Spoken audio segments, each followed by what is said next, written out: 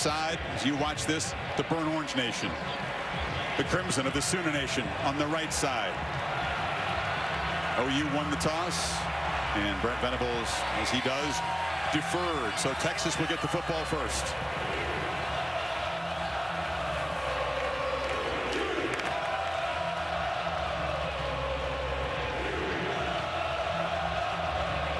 When Ewers has been so calm, he was quiet, very introspective in our meeting last night, but he knows what it takes to get his mind right for this. Keelan Robinson back to return this one. Zach Schmidt, very solid kick for the Sooners to get it started. Red River, number 119. Robinson drifts up and will have a chance from the 11. Good coverage. The Sooners flew down the field behind that high kickoff, and Ewers backed up the 19-yard line as he comes out for his 16th start. He's only 20 years old. Seems like he's been around longer. Got a taste of it last year in a mismatch. He knows the challenge against this OU defense is a lot bigger today. No doubt about it. I really thought there was a potential face mask there on Oklahoma on this kickoff. But keep in mind, you mentioned a 50-50 split. Texas will start the ball, and Ewers right in the heart of the OU side of the field, with that crowd being a factor. Jonathan Brooks had a great first 5 games at tailback as he get the ball immediately to Xavier Worthy. 2 years ago here, he scored from 75 yards out on the first play. This time he takes a loss. I think Woody Washington, one of the vets of this Oklahoma defense, it was a part of the loss. What a job of setting the tone. I know it's the first play, big deal, but it's a screen where he just throws the potential block on him by Jatavian Sanders and makes a big tackle for a loss. Both sets of DBs will be tested in coverage and in run support today. Ewers has the football, gets it out, almost threw it. He did throw a pick. Right to Gentry Williams, who jumped the route. A huge mistake for Ewers, and OU will take over in the red zone. Ewers gets confused here, Chris. He had 2 slants.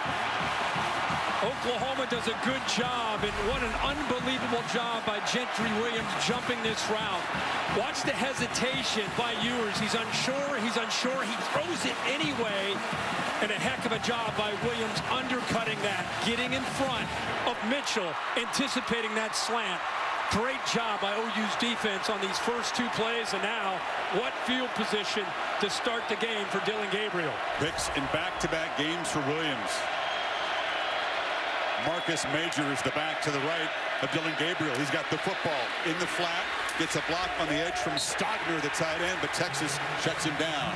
There's hopping going on out there. Dillon Gabriel, a quarterback that did not get a chance to play in this game. Second year in this system. They are going to go really fast today against Texas. Gabriel, who can run it, takes off, has some space.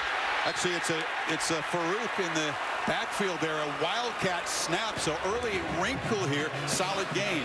Yeah, Farouk, receiver here, just kind of, as you say, a little wrinkle to catch Texas off guard with the tempo. And in 3rd and 1, they hammer forward and get a 1st and goal. You know, you and I talk about this. It's much like what Tennessee was doing last year with Hendon Hooker and that Josh Heupel scheme. Very similar style with Jeff Levy. It is so fast. You practice it all week. So difficult to simulate and get ready to see it until you see it for the first time. Gabriel, long throw. Cutting in was Andrew Anthony, not quite on the same page. Terrence Brooks in coverage. They don't have Ryan Watts, their excellent corner today.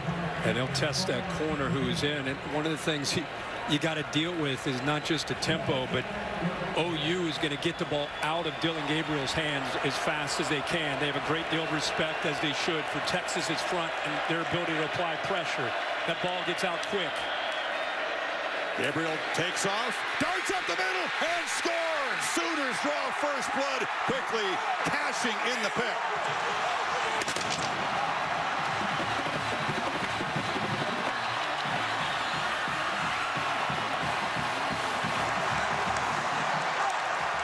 Did a really good job of selling this, and then follows his right guard.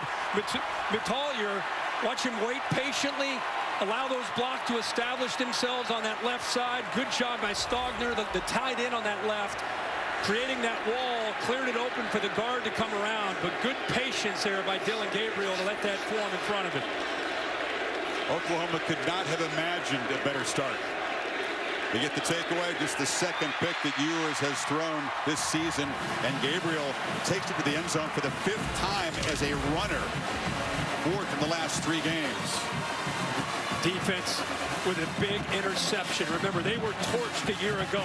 They come back, get the turnover, give Dillon Gabriel great field position, and the Sooners cash in here early in Dallas.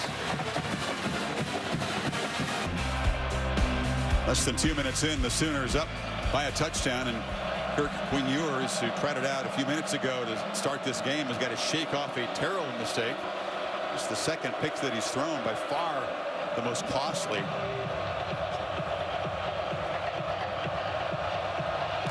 Robinson again waits at the goal line and elects to return it from the 4.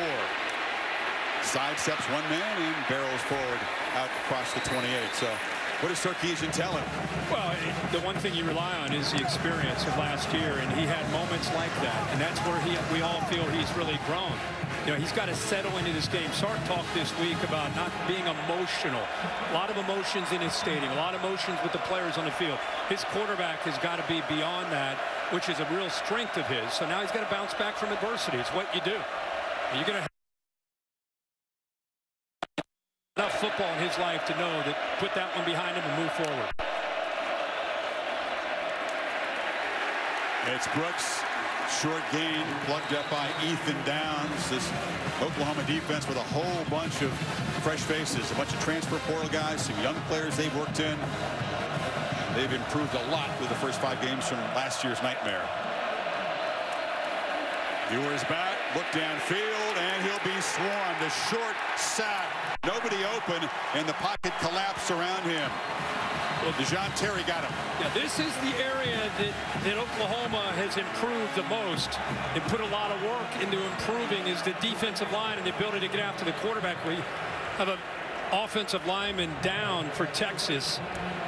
This is an experienced veteran offensive line and played a lot of football together. That looks like it may be Jake Majors, the center. Well, he is an enormously important figure in this team, a 3rd-year starter who is the quarterback of the O-line. Limited time. Well, here's the sack by DeJohn Terry. As he fell on the back of number 65 for Texas, the center, Jake Majors, who walked slowly to the sidelines. Here's another look. And again, one of the mainstays of this offensive line, the left leg there gets rolled up on every offensive lineman's worst fear.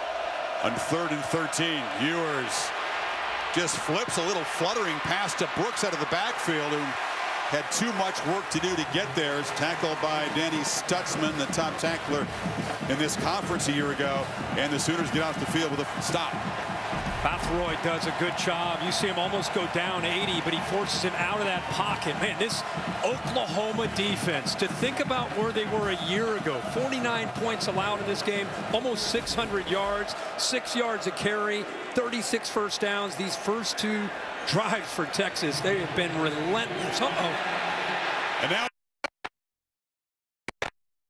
down into Oklahoma territory is Jordan Whittington, the wide receiver. Sarkisian feeling something had to change early, and he rolls the dice, Kirk. You're exactly right. A late shift.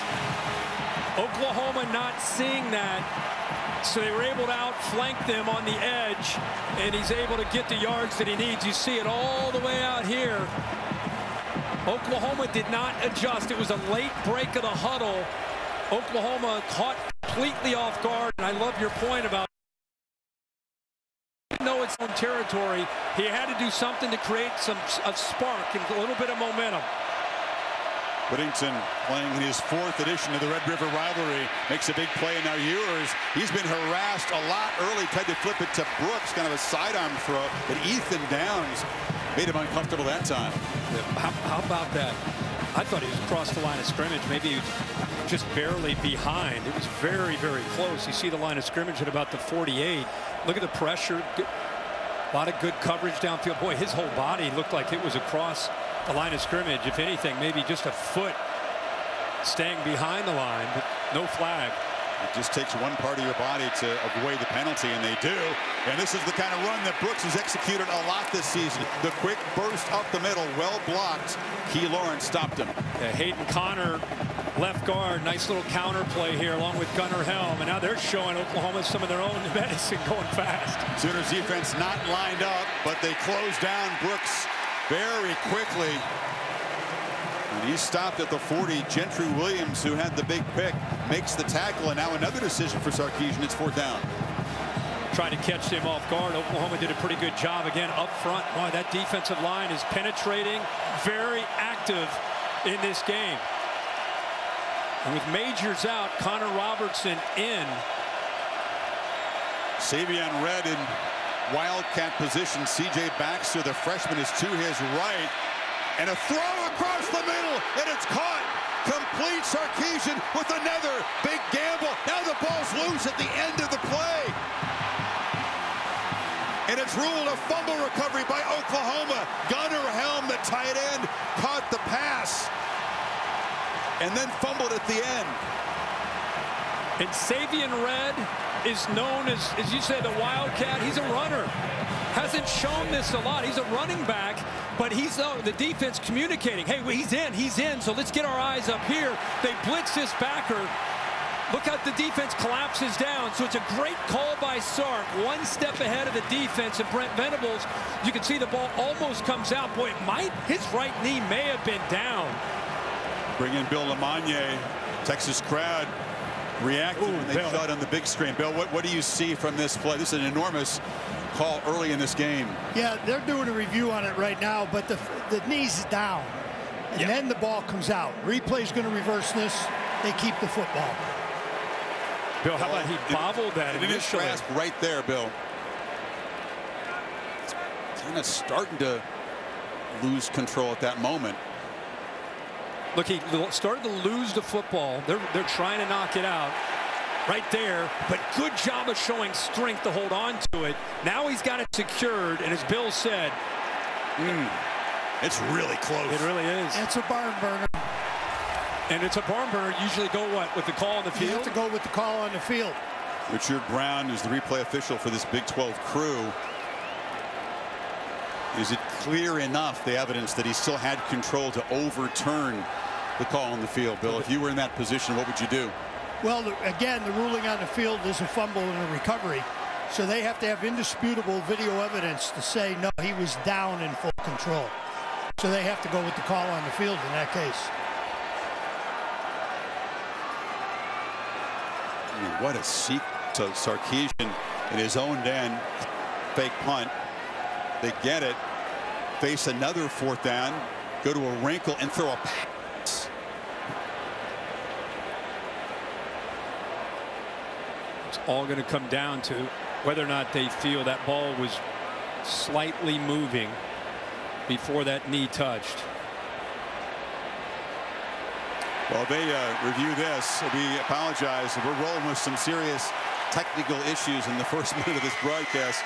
We hope our crew will do a great job, but it's a power issue, and our crew is as good as any trying to get things in terms of the cameras and microphones back up and running. The last view that I just saw from the replay booth, I've got firm control of the ball with the knee down. Okay. But you went back and forth a couple times, didn't you? That's your final verdict. Yeah, I'm going with it. Now you just saw a different shot that he feels better about. What a call this is, whichever way it goes. I mean, everything going Oklahoma's way early. The fake punt to keep the drive alive. A potential conversion here. Like I said, the ball gets punched right there by Billy Bowman. He's able to keep control of it, and then it starts to come out. But it's all about the judgment if the knee was down before it came out. The knee is down right there. I mean, you could certainly make a case he still has control with 2 hands, but it is a kind of a split second, literally. How about Sark, though, the fake punt and 4th down with the wildcat quarterback? After further review, the ruling on the field is that the runner was down prior to the ball coming loose, and will be first down at the 14-yard line. That wasn't the ruling on the field. That was the ruling from the booth. But this is enormous. So Texas, with a couple of gambles, is set up at the 14-yard line. What a sequence of plays. What a start to this 119th Red River rivalry.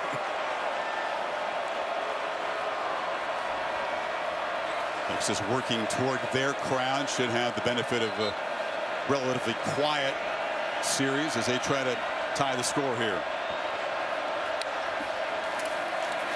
And here's a reverse, another wrinkle on the end around as Keelan Robinson.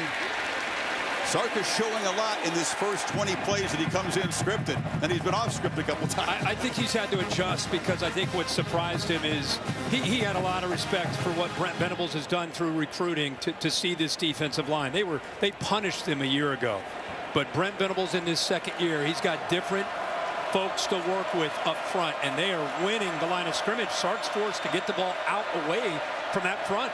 Robinson and Brooks flanking yours. And a throw. Sanders tipped up in the air and intercepted. The second takeaway. Kendall Dolby comes up with the pick. Billy Bowman batted it up in the air. He batted it up in the air, and he went right through Sanders' chest in the process. He's the veteran back there, just a grinder. How fitting for him in this rivalry game that he makes this play. Just sitting back here waiting for the potential threat right there. I think viewers at home watching it live wondered if it might be a defenseless player getting hit up high. Ball's loose, but he hits him clean below the neck area. So it's a clean hit, well timed. Ball goes up into the air. Dolby's there to pick it off. Junior safety from Denton is a big playmaker. He made an interception in the fourth quarter. A tight game at Cincinnati ended the Bearcats' hopes of winning that game. Then last week, third play of the game, it's a pick six against Iowa State, and now this huge hit on one of the big weapons in this Texas offense, Sanders. And Oklahoma, 2 takeaways. Texas offense only had 2 turnovers all season. Now a wrinkle from this side is Gabriel, the quarterback, is split out wide. Stepping under center. Now he'll move back and take the pitch. It's Farouk running left. A lot of movement by the Sooners, just trying to affect the communication of Texas. They're in play position. Major stutter step, then will be swallowed up from behind after a short gain. So Oklahoma backed up for this possession, and Texas defense doing a good job so far. They've created a 3rd and 13. Aaron Sorrell on that stop. And now it's super loud for Oklahoma's offense in this end. Yeah.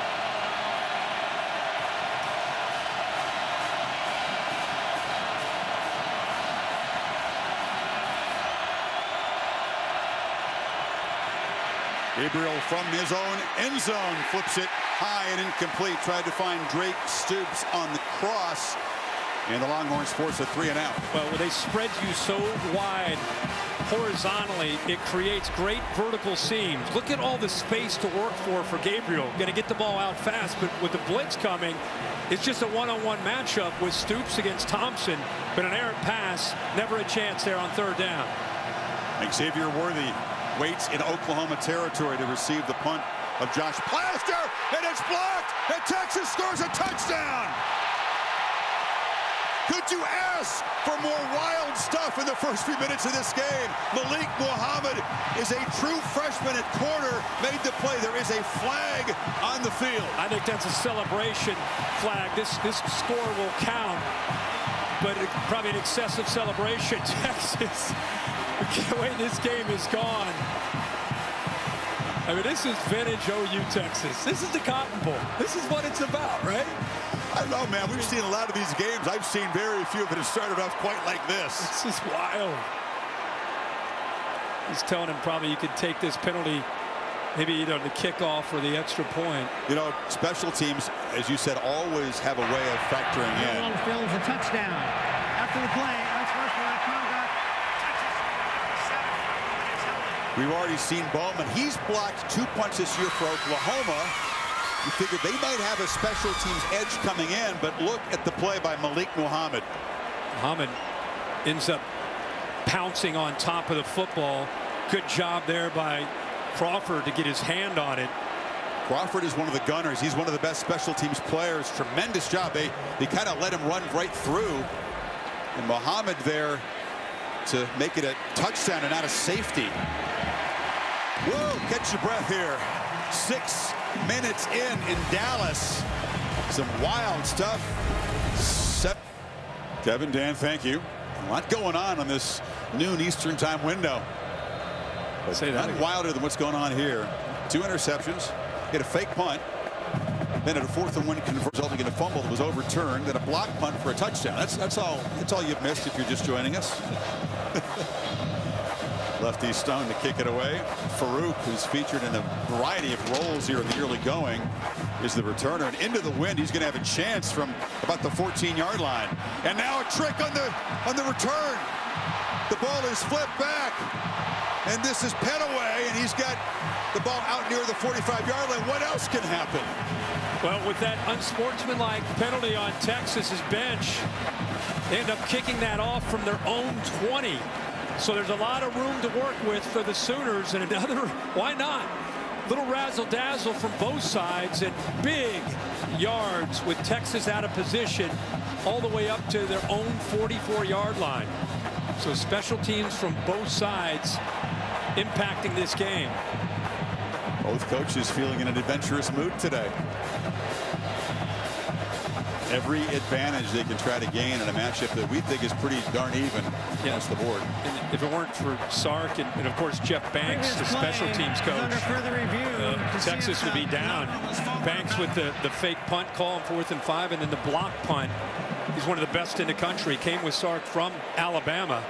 Well, we're going to bring in Bill Lamagna again because Richard Brown, the replay official, is going to look at whether or not this little pass on the kickoff return was a forward pass, which wouldn't be allowed. Bill? They're looking at the release point and then the touch point. You know, live on the field, I didn't think it was a questionable call at all, but watching it here on replay, again, it's a barn burner how tight this is. But the ball is coming forward, right, from where the receiver is. He almost has to get it to him. See, it's released right there, just across the 20. Yeah, and look where he catches it. Forward pass. Yeah. So that'll be a spot foul and a 5-yard penalty. So a spot foul from the 22 would move it to the 17 if they take it away. That's about a compared to the 5-yard difference. 44 yards, or from the 44-yard line. So if you're scoring at home, 2 Lamagna barn burners for the replay official. That's fitting for this game. Hey, a buddy of mine texted me and said we should call replay cheaters proof. That's one of those things that you practice and you wonder if the coach is ever going to call it. You got to execute the timing perfectly. Farouk flipped the ball up in the air, but just a little bit too soon. After further review, the pitch was forward from the 20-yard line.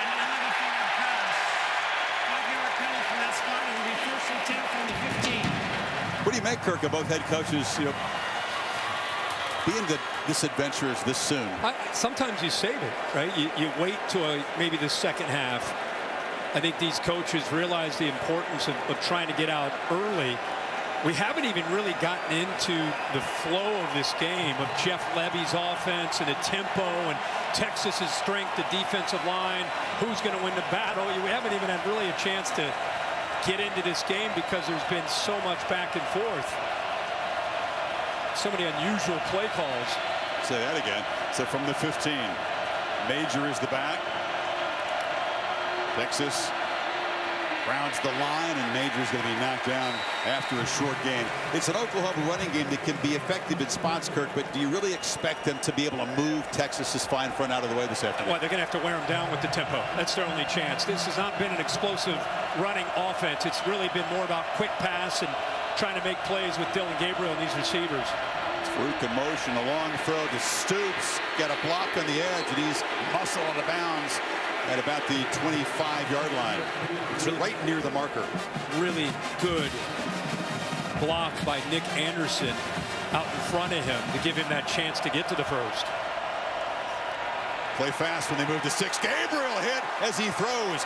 Hit from the back, and the ball falls incomplete. That was big T'Vondre Sweat with an interior power move. Yeah, and that's what you expect to see from this front. You know, that's why Oklahoma wants to go fast, because they don't want to deal with that. Are you kidding me? I mean, that's a large man at 362 pounds that has some twitch, believe it or not. With one arm, he just shoved the lineman back and affected the quarterback. Gabriel escapes the pocket now. Lefty looking to make a play. 2 hands left, and he won't get there. Pursued and chased by the true freshman Anthony Hill, who made a big impact in the win at Alabama. Yeah, that was an unusual move by Dillon Gabriel. He gets back in the pocket. He kind of ducks. Could hide in there. Yeah, and he had an open receiver in the slot to his left if he was able to get the ball out quickly and Farouk. But because of the size, that's been a big emphasis with Texas. Dillon Gabriel's listed at 5'11". I don't even know if he's that tall. So not only penetrating and getting to him, but getting a push from Collins and Murphy and Sweat to just get into his view and take away those throwing lanes. Backed up in the noisy end on 3rd and 11. Tawee Walker is the back. Gabriel straight back to throw. Has time. Deflected and then caught by Anthony. But it's short of the first down. So again, they get the pressure. And that was Sweat who got his hand on the ball. I got to see what this vertical is. There's no way the big fella. He did. He got off the ground pretty nicely at 362. Big man getting his hand on it. Big man wrecking that series for Oklahoma. So here's Josh Plaster, who just had it plastered back in his face from his own end zone for the second punt. Worthy waiting at the 25 if the punter can get it off this time. Texas peels back and plays for a return. It's a very ugly line drive kick. A flag is down. It'll roll dead at the Texas 42. Wow, an adventure for the punter Plaster, a 26-yarder. Flag is on the far sideline near the line of scrimmage. He's trying to kick it rugby style, Kirk. He just bounced it along the ground. It was certainly ugly. It sure looked like he was. Took a few, 2 or 3 steps off to his right. Usually they do kick those or punt those balls much lower, and they just wait for the roll. Talking to the Texas sideline. Special teams will play a key role, but maybe not this key this early.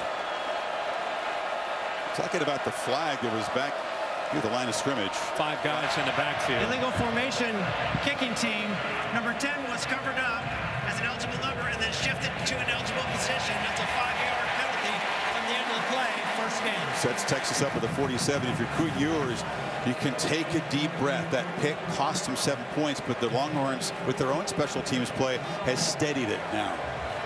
Now you really get into your game plan. But again, at the line of scrimmage, think Texas would win that, but they have not been able to yet. No, Brooks, not much room. Stopped right at the line of scrimmage. Holly? Well, guys, Jake Majors, the most important part of this Texas offensive line is in the locker room. They took him off the field, examined the bones and left ankle and foot. He tried to push off on it. It was not working, so they've taken him back inside. It's a huge deal. He's the most effective communicator up front. He sets the protections, the lines. He is such an integral piece, and the guy replacing him right now is a freshman, a redshirt freshman. It is a big storyline to watch, guys. It's Connor Robinson. Now, you're right. Majors has a tremendous calm about him. A great center's personality that Ewers counts on. He'll have to make do. This is Whittington on the near side. Makes the catch into Oklahoma territory. And that was a much better job of giving him some time. Hayden Connor coming down to help Robertson there in pass protection. At least he had time. The play not able to be executed downfield to pick up a first down, but it's just one of the few times he's been able to sit there and survey the coverage. Adonai Mitchell to the left of the formation. Ewers is going to fake the pump and then dive forward, and they will move the sticks. Another tactical scramble by Ewers. Done a lot more of that this year very effectively. Well, it's a good job. He wanted to release it, but he senses pretty good coverage here by Stutzman. He gets into that throwing lane, so he's got to come off of it. Playing with tempo. Flag is down before the snap, and it's a false start. So that's the other part of the equation when you try to get the defense offense disorganized. 5-yard penalty. Still first down.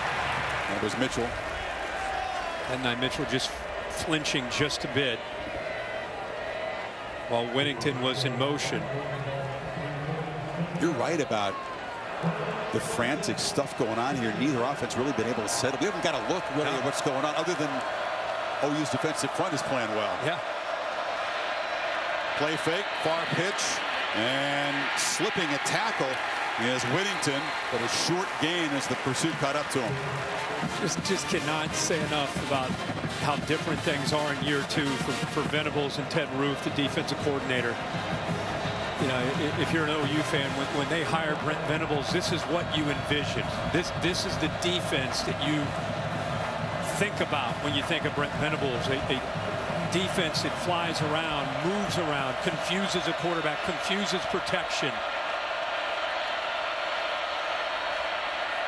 Ewers hesitates, and that's going to be fatal for him today. He does work his way free. DeJohn Terry held on for dear life. It's another sack for the Sooner front. Again, that's what we just talked about, is showing one thing and going to another. Watch good coverage downfield. So the front and the coverage marrying one another. So Ewers, it's not just the pass rush. It's the confusion with good coverage downfield. Ewers forced to hold on to the football, and then by doing that, you give the defensive front time to get to him. Now it's Oklahoma with a key guy down on the field. DeJohn Terry, the nose tackle who made the sack of Ewers, and the play that injured Jake Majors is now being looked at by the training staff for Oklahoma. If you look at Terry and Ford, Lacey, Laulu, I mean, they've got 4 transfer portals of guys that have come in and made a difference and added depth. This is where we are. This is the first throw that Ewers had. It was an interception, and it allowed Oklahoma to get on the board early with Dylan Gabriel. But give Texas credit. They came back. They looked like they were going to drive and put points on the board. Interception. Defense does their job, forces the punt, and Jeff Fake's unit comes up with that block and a touchdown to tie it up. In the middle of all that, a fake punt and Sarkisian call that worked. 3rd and 19. Texas, the brink of squandering a great opportunity with field position. Ewers has a lot of space, but a long way to go, and just has to flip it away. This Texas offensive line is missing their center, is having a hard time protecting the quarterback right now. They are, and Ewers, you know, a quarterback that I think came onto the stage against Alabama and played so well. I think everybody around the country is really excited about Texas and this offense and its potential. But OU is fired up. He is 5 of 9, only 12 yards, 2 picks, and he's been sacked twice, not to mention all the hurries. So Sanborn will try to pin Oklahoma deep. Gavin Freeman, 5'8" sophomore, standing back at the Oklahoma 8. Sanborn boots it high. He's kicking into the wind, and the fair catch is made by Freeman. So Oklahoma begins at the 12-yard line. Well, tomorrow, Sunday NFL Countdown. See how Christian McCaffrey has been inspired by Bruce Lee. Be interested. And a Monday Night Football in Vegas. The Raiders host the Packers, 8 o'clock Eastern, 5 Pacific. Peyton and Eli on ESPN2. Packers lost to the Lions. They did. Lions are real. Well, they're packed up deep in their own territory again. Special teams impacting this game beyond the obvious. OU wants first downs, and they want to crank the tempo. It's the back. Tyree Walker in motion. Gabriel took a quick peek and then just runs it up the middle. They're going to have to keep a spy or someone focused on him. He's hurt every opponent running the football. Well, but Texas thinks a big key in this game is their defensive line being outnumbered because of the formations with the receivers. You have to spread yourself out, but if you can stay with fewer numbers in that box and still get away with it. He picked up 5 on first down. Now Walker, who's 5'9", but is built like a tank. Look at the power there. 216. I think he seems even bigger than that. It's a first down. I don't know how he got that. I mean, he was met maybe 2 or 3 yards short of the first down, but that power allows him to fight for those last couple yards to get them out of the shadows there of their own goal line. He's very thick. He's been breaking tackles throughout first part of the season. This OU offensive line, they're not creating huge creases, not many yards before contact, so it's up to the backs. Yeah. Walker, Majors, to make guys miss. Yeah, this line feels like with 3 transfer portal guys, they're still kind of gelling. Here's pressure off the left. Hammered straight ahead by Walker, who shows that power, makes it 3rd and medium here. They'll need about 4.5. You've got 3 guys. Guyton, the right tackle from TCU, the right guard. Matuyer is from Cal, the left tackle. Rouse from Stanford. And the teams they have played, nothing close to what they're facing today. Cincinnati's front gave them a tough time. It was a workmanlike win on the road, but Texas another level up from that. Majors the back on 3rd and 3, and the snap gets away from Gabriel. Wasn't looking for it. Picks it up, tries to make something happen, and just heaves it into the bench. Avoids what could have been a disastrous play. Now he's looking off to his right, setting the motion for his receivers, and the ball is snapped by Rain. Look at him, he's looking off to the right. And by the time he claps for the ball, remember where they are on the field. That's the toughest part of this stadium for this offensive line, because it's down by the horns end. What a job by Gabriel, sense of presence of mind there to just come back and pick up the ball instead of giving up on the play, throws it away. Second time that's happened this year. Rain not on the same page. You saw Gabriel looking at his hand as he comes off. A flag is down as Texas may have roughed Plaster the punter. Another impactful special teams play. If it's the 15-yard variety, it's a first down. B.J. Allen got in there.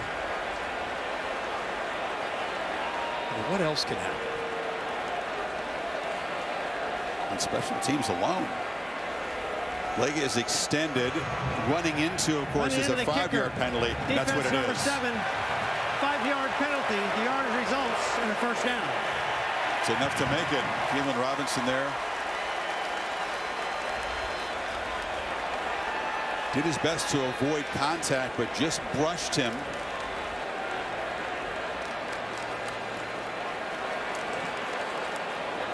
And that's all because Gabriel Kirk was able to round up that early snap and make something of it. If they take a loss, they're back way up. Penalty like that wouldn't have made a difference. The incompletion kept it 4th and short, and now the Sooners with fresh downs here from the 34.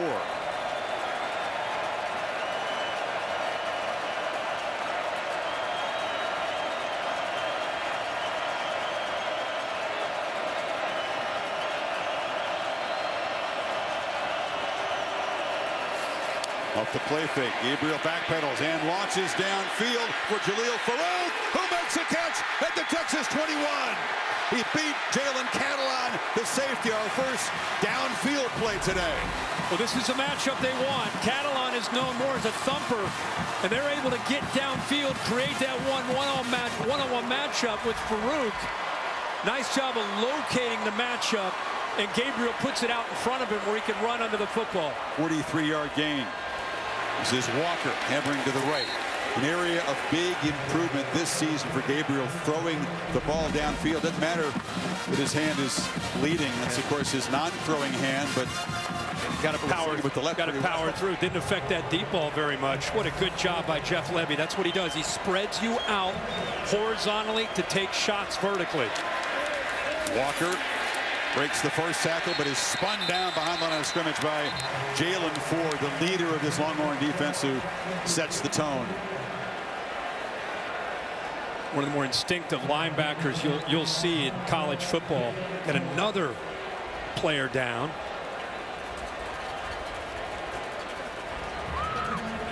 Stop the clock here. 39 seconds remaining in a frantic opening quarter. Dallas.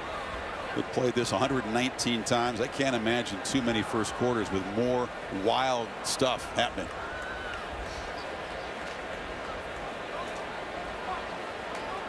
Looks like it's Jalen Catalon, safety there, who just got beat deep on that ball, who's down on the field. And it's 3rd and 10 for Oklahoma, so they make the deep throw, get set up in position, but now face a 3rd and long. But if you're not familiar with what Brent Venables is doing offensively, you can see Catalan is sitting up now. What he did is he hired Jeff Lebby, and Jeff Lebby is very much like you watched last year with Tennessee. Want to go tempo, want to spread you out, and want to take some shots by getting those one-on-one chances. Catalan on the tackle of Walker. You can see he kind of rolled over. And he is on his feet but limping heavily. And Derek Williams is a true freshman in Louisiana who backs him up. Talked about the importance of Majors in the offensive line. The importance of Catalan in the secondary is enormous. He's just a big playmaker. And the guy who's kind of the glue back there, and now a true freshman steps in for him. See what Jeff Lebby has got cooked up in this 3rd and 10. Blood in the pants of the quarterback.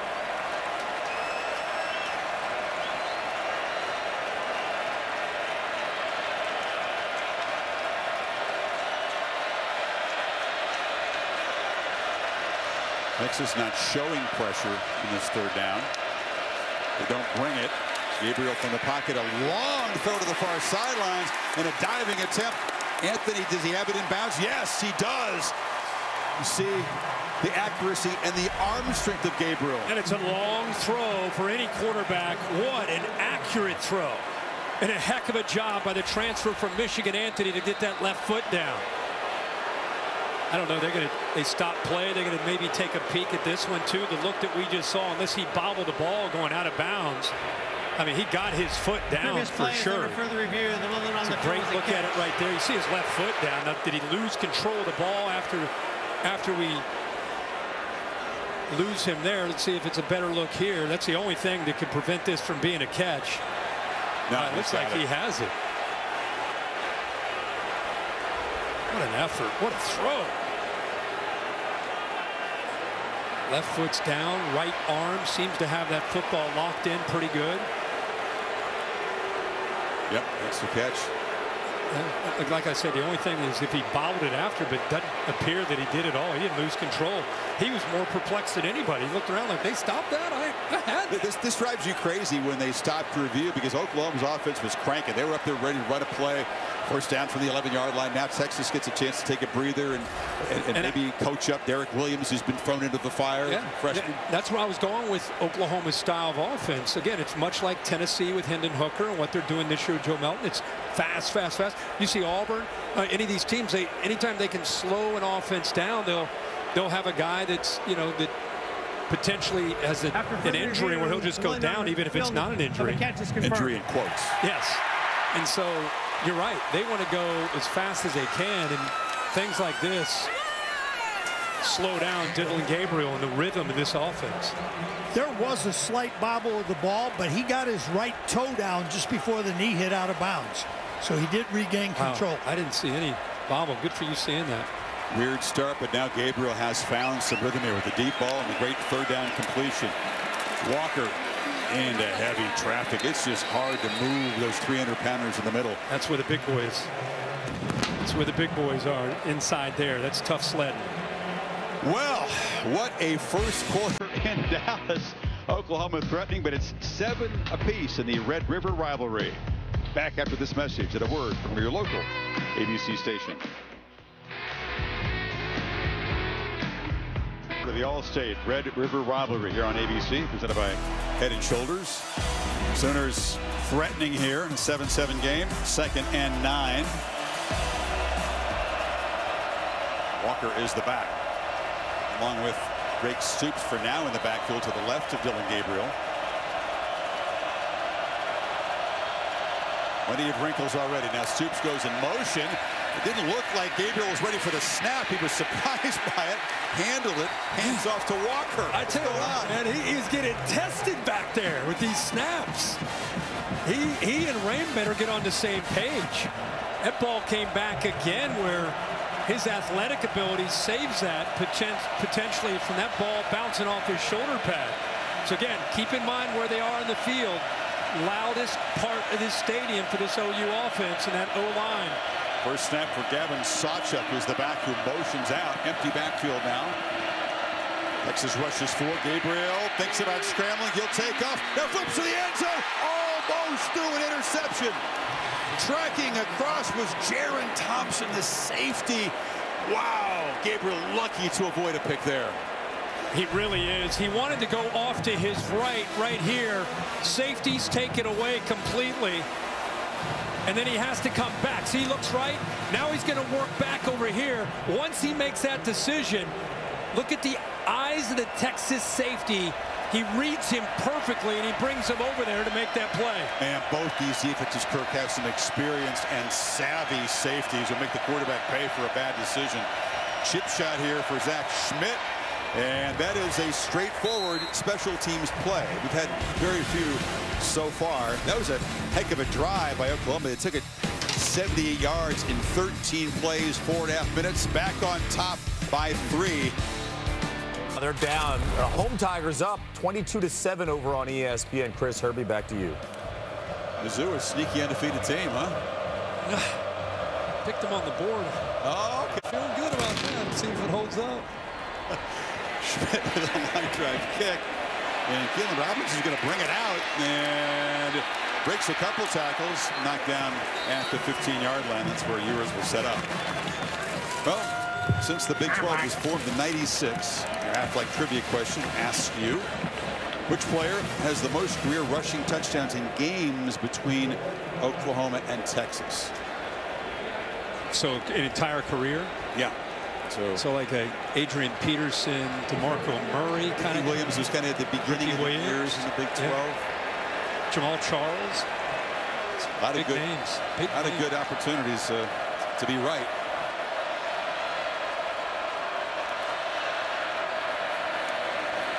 Handoff when he left is C.J. Baxter, the freshman who was the game 1 starter, but then injured his ribs and had to miss some time.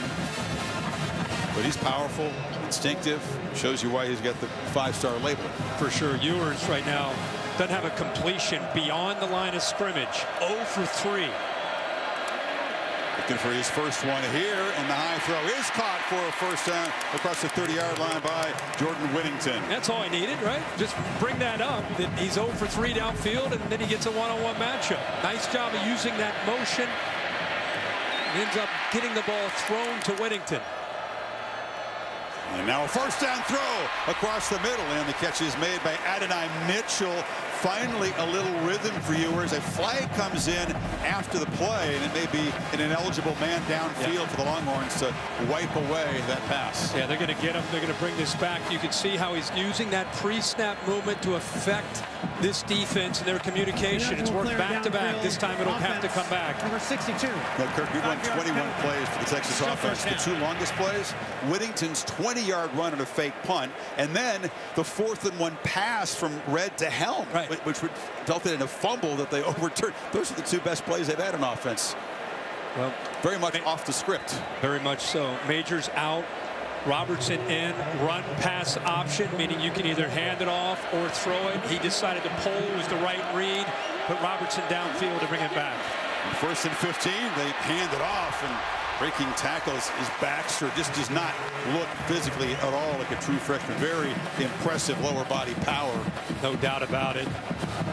Limp off. Jeez. We've seen a lot of injuries. We've seen a lot of unusual plays. Hopefully he'll be okay. As you said, he's had to fight through some injuries early, and by him going down with that injury earlier this year, Brooks has really emerged as their go-to back. Over 200 last week against Kansas. It's an important game because it sets up a 2nd and 6, and now they give it to Brooks. It'll be 3rd and short. I love Brooks. I love what he can do. He plays with a purpose. Has a tattoo on his right forearm about his father who passed away in March of 22. Uses that as a motivation. That's his higher purpose that he thinks about. Plays with a great deal of passion. A lot of maturity, too, to be sat down as a starter opening game, to get the job back when Baxter was injured. Averages 119 a game. Ewers checks the sidelines on this 3rd and 3. Play clock at 5. And they hand it off to Brooks, who makes a big burst, breaks a tackle.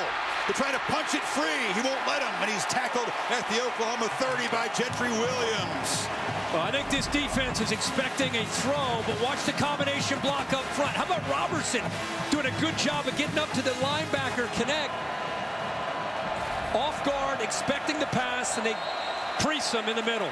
31-yard gain, and they run down and try to play real fast, and it's another false start. This offensive line didn't have a single one of these in Tuscaloosa. Incredible poise. Number 52, 5-yard penalty. But this tempo is different today. It really is, and I think the reason you're seeing that, to be candid, if you go back to when Ryan Day at Ohio State played Clemson and Brent Venables was his defensive coordinator and they won convincingly that year, there's a lot of talk about, well, Brent Venables gets the last look, and some people accuse him of stealing signs. He just tries to get a last look. Well, the answer to that by a lot of offensive play callers is to change the tempo up, not to let him get that look. And now, we have to spend a timeout. The clock was ticking down as Texas tries to keep this drive going. Ewers has finally found some rhythm. Oh, Sam Ehlinger. He had 12 touchdowns in games between OU and Texas. Count the Big 8. Yes. Big 12 championship game in 18. One of those games here, he was almost like just a bruiser, just scoring touchdown after touchdown in the red zone area. So Texas had the false start, then they spend a timeout, so still 1st and 15. Ewers changes direction, trying to escape for his life, and he's brought down. Ethan Downs got there first. It's a play they love to use, but it takes a long time to develop. Watch Laulu take this away. 8 does a good job of anticipating. They ran this exact same play a week ago against Kansas, but this time it's taken away. Lost 10 yards. Now Ewers, a long throw, catch made. Worthy gets back a big chunk of the yardage from 2nd and 25. It'll be 3rd and manageable now inside the 30. Max protect, tight end in the back in there to help him out. And that's just a one-on-one matchup against a soft corner. Easy read, throws on rhythm and time there that time by Ewers. Gives him a shot here. Yeah, Texas subs. Oklahoma had a chance to do the same and catch their breath before this 3rd and 7. Ball out quickly. One-handed grab made by Brooks, who fights near the first down. Stutzman forced him out. And it's going to be right there at the marker. Watch this. The one hand, like you said, and then to dive to try to pick up that first down. He is short. 4th down. Yeah, but not by much. What a great effort there by Brooks. Bert Auburn, the Texas kicker, has been struggling a bit by his high standards, and Sarkisian not going with the field goal here. It's about 1.5 yards that they need. Ewers on the move, flips it, touchdown! Gunnar Helm, the tight end. They turned him loose, and he makes him pay, and Texas is on top. What a call. What a call. Again, OU's eyes in the backfield on a short yardage play, 4th and 2, completely expecting that they're going to try to run this football. And once Ewers rolled out to the right, nobody picks up the tight end.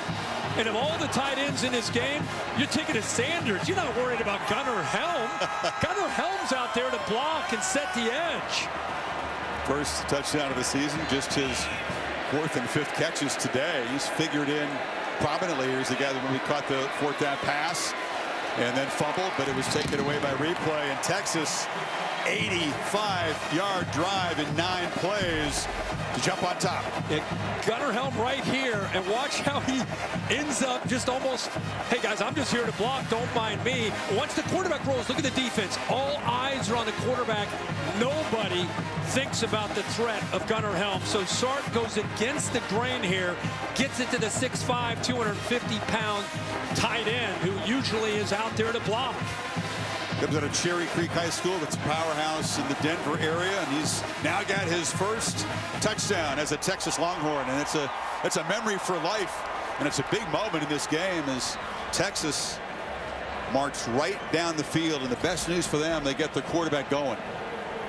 Exactly. They got their quarterback going, and they got their rhythm going. I think a game within a game is Sark's play calling against Brent Venables, the adjustments, the cat and mouse game, mixing up tempo, trying not to allow Venables a chance to make those adjustments late. That'll continue throughout the game. Stone to boot it away. And this is Farouk who will wave for a fair catch. And Sooners will take over at the 25. Holly? Well, guys, Quinn Ewers redeeming himself on that last drive. He got off to a tough start with the interception, losing his center, a lot of chaos, but he's been working all season on his mental conditioning. He had a meeting on Thursday with Dr. Cawthon of Texas to make sure that his fear of failure does not rise up in this game, and he did face some failure early in this game, but on that drive, he comes to the sideline after the big touchdown, calm, composed. You wouldn't know anything's going on by the look on his face. This is something he's been working on to rebound. That's a great point, Holly. Breathing exercises, sports psychology, those are the tools at his disposal. There was a lot to bounce back from early. This is Marcus Major, works the right side. That's a pretty solid first down gain. They haven't had many on the ground. Well, you see what Jeff Levy did. He started with 4 receivers to the right, brought him all the way back to the left, and the adjustment from Texas gave him numbers back to the right to run. Longhorns really weren't lined up to defend the pass on the far side, but they hand it off to Major, runs to this side, and it's Barron getting him down, but it's a first down. Yeah, the whole goal of Oklahoma's offense is to get the defense to look over to the sideline as the ball is being snapped. They're trying to get the call. Texas trying to avoid that against this tempo. Off the play fake, Gabriel flips it short. Major makes one man misses. Knocked down to the 45 by Anthony Hill, but this is what they say is on schedule for this offense. And he also, I love how the term, he says, we want him to create completions. Just operating within this offense. If it's a quick throw like that, stay on schedule, let us play fast. This is the slowest you'll ever see Oklahoma's offense here. Got a faster plan. 75% completion rate coming in. That would shatter the school record by Baker Mayfield as Gabriel this time plows the middle and gets nothing, so it sets up a 3rd and long 3. It was the right read. He had a chance to read that. Kind of a power play, quarterback power coming back the other way off of that play fake, but that big defensive line not letting anything get started there in the trenches. Sooners 2 for 6 on 3rd so far. Walker is the back.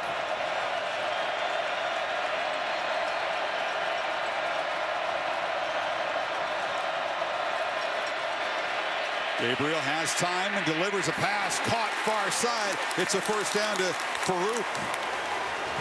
I don't know if it's because he's lefty and he's not the tallest. I mean, I know people compare Tua's kind of his system and the way his mechanics. That ball gets out so quick. Give credit to that offensive line giving him time. 14-yard gain in the 3rd down. Gabriel has a lot of time here.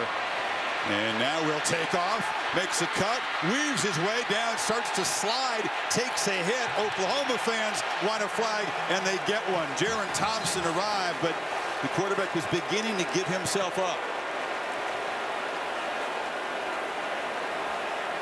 That's part of his game that's very underrated. The way he can escape and create much better this year. One of the worst in the country a year ago. Was pressured a lot, didn't have a chance to make plays like this. Now one of the top 10 quarterbacks in the country at doing this. After the play, personal foul, late hit to a sliding quarterback.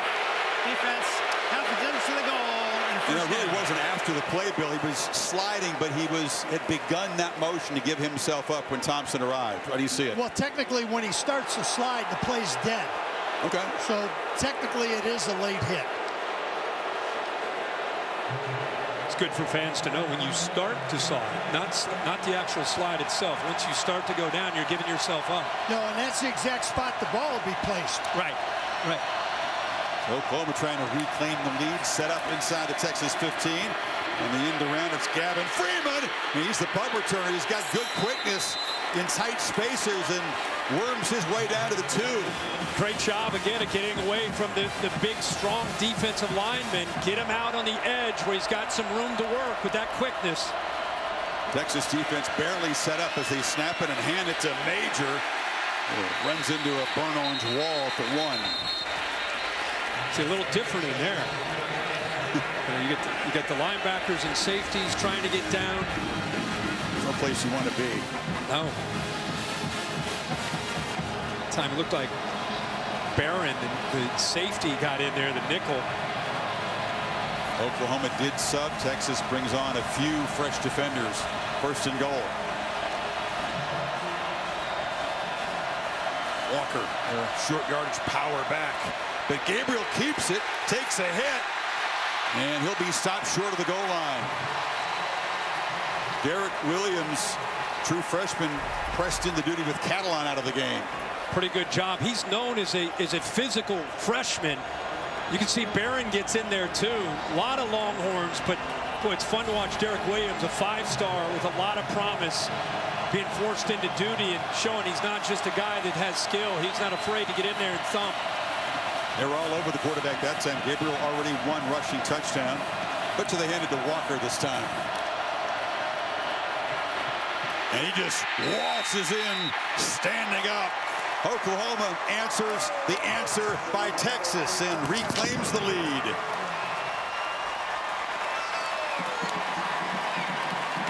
Caden Green is being in this game right now. He's on the left side there. Watch the job that he does. 70. He's a true freshman. Nice job of the double team there in the middle. The center, Rain, right guard, Metalier, and they open that hole up nicely. It's the AT&T 5G clicker. Walker's 3rd touchdown run of the season. 10-play, 75-yard drive for the Sooners. Took just about 4 minutes. So it took a while with this frantic beginning, but both offenses really finding their rhythm right now. 17-14 Sooners. Up to beat Ohio State, pulled away from them late, had to respond last week. Another emotional game, found a way to beat Duke. Now against undefeated Louisville tonight on ABC. That's 3 straight weeks. They're going to have to rally and see what they can do tonight. It'll be a good game. Well, Ewers back to work here from the last drive. He was 4 for 4, 59 in the touchdown. Yeah, finally got the ball thrown downfield. Up to that point, they've not had a completion. This is a 3rd down and short, recognizing it. Good job of Brooks being able to get through there. He's always going to make those safeties miss.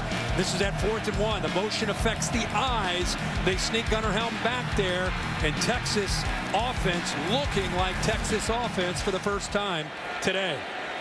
Doing without Jatavian Sanders, who had the ankle problem coming in. He was targeted once. Remember, he got rocked by Billy Bowman. Play that resulted in an interception. He's not out there. And Adonai Mitchell hasn't been a factor either for this passing game. No catches, 1 target. Down the middle, it's Worthy. He's been a factor. Pass with plenty of error. They found open space and beat Key Lawrence. The jet motion affects the coverage in the back end. Watch how the safeties have to respect that. Nobody left in the middle. Ewers sees that, delivers the ball in a hurry. 39 yards, 2-back look here. It's Brooks behind the block of Robinson, running to the left. You just see the beautiful play design of Steve Sarkisian, all the brain power on the other side. You've talked about defensively for Venables. What a great chess match. Again, I think that's the aspect of this game that's so much fun. Brent Venables, one of the best defensive minds in college football. The head coach still heavily involved. You can watch him. Sark wants to make sure he's giving his offense and his quarterback an advantage. Doesn't want to just line up. He's always going to have movement, making OU have to adjust. That's Worthy in motion. 2-back look, and they hand it off inside there to C.J. Baxter, who's near the marker. And with those 2 backs, Brooks leads the way. And like I said, you're going to see Sark's response to not letting Brent Venables have a chance to make late adjustments. Either go very fast or move around with pre-snap movement. Sanders comes back into the game, which is a good sign.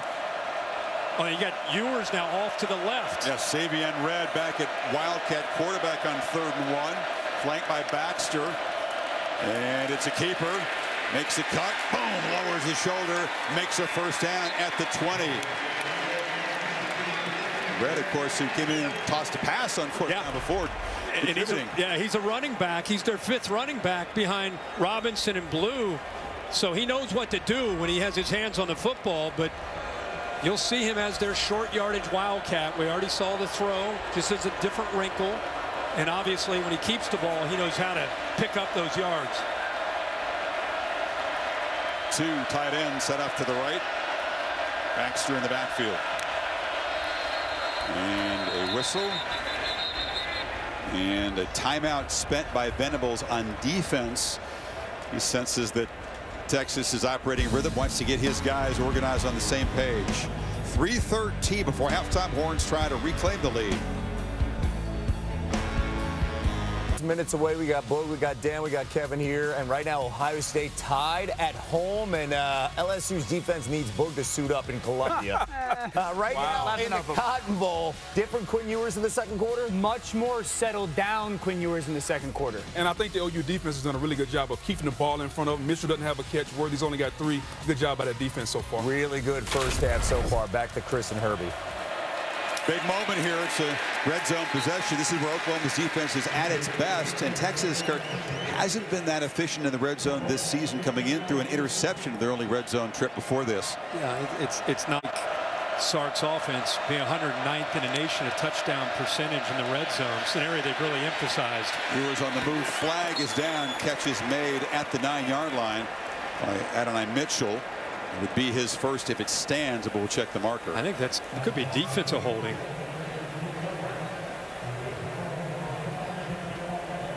It looked to me like Winnington was trying to go out in the flat. Defender grabbed onto his jersey. Mitchell's a guy, Kirk, 10 catches, 141 yards, and a touchdown against Kansas. He's been a great big game player in his career. Mitchell has a catch in each of the 4 CFP games he's played. Number 80, that penalty's declined. The result of the play was a first down. Bothroyd guilty, but they'll let the catch stand to Mitchell, and he's just a guy who's been too quiet so far. He has, but the difference he has made. You could make an argument. There are a lot of great transfers. The impact he's had on this offense has been as big as anything of any of these top contenders in the country.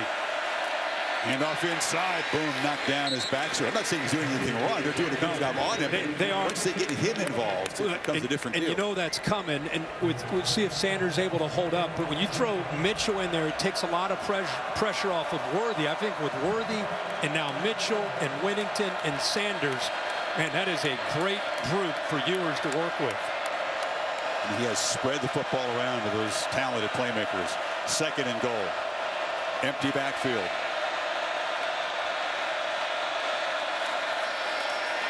And swarming into the backfield to make the play for Oklahoma is Bothroyd. You lose 4. He was the guy who was flagged a second ago. Yeah, but I think he saw that coming. It's a good job by Brent Venables schooling him up and getting him ready to anticipate anytime he sees motion coming to him. Be ready for that threat, just in case they hand him that football on that fly sweep. It happens so quickly that if you don't anticipate it, that ball's around the corner. Heck of a job there by 80, the transfer from Wake Forest. Interesting here. You don't see this too often in college football in the first half, but a clock management timeout by Venables here. Minute 58 to go in the half. It's a 3rd and goal, so he wants to get the defense set, but he also, whatever happens here, wants to give Gabriel some time before halftime. Yeah, I think with your offense and how fast they can execute, how quickly they can attack, it's a smart move. This is a big sequence right now with 2 minutes to go. This 3rd and goal, you're down by 3. The way the game is gone, the way the game, it feels like it's heading. This is a points matter on every possession, right? And going back to your point about their struggles in the red zone, Sark saying we have emphasized it more this week than ever before because we want to go back to what Ewers is most comfortable with down in this area. Yeah, it's really a premium on Ewers' execution down here. Hasn't been a strong point so far this season. Brooks motions out, 5 receivers. Ewers has some space, pump fakes, and is not going to fool anybody.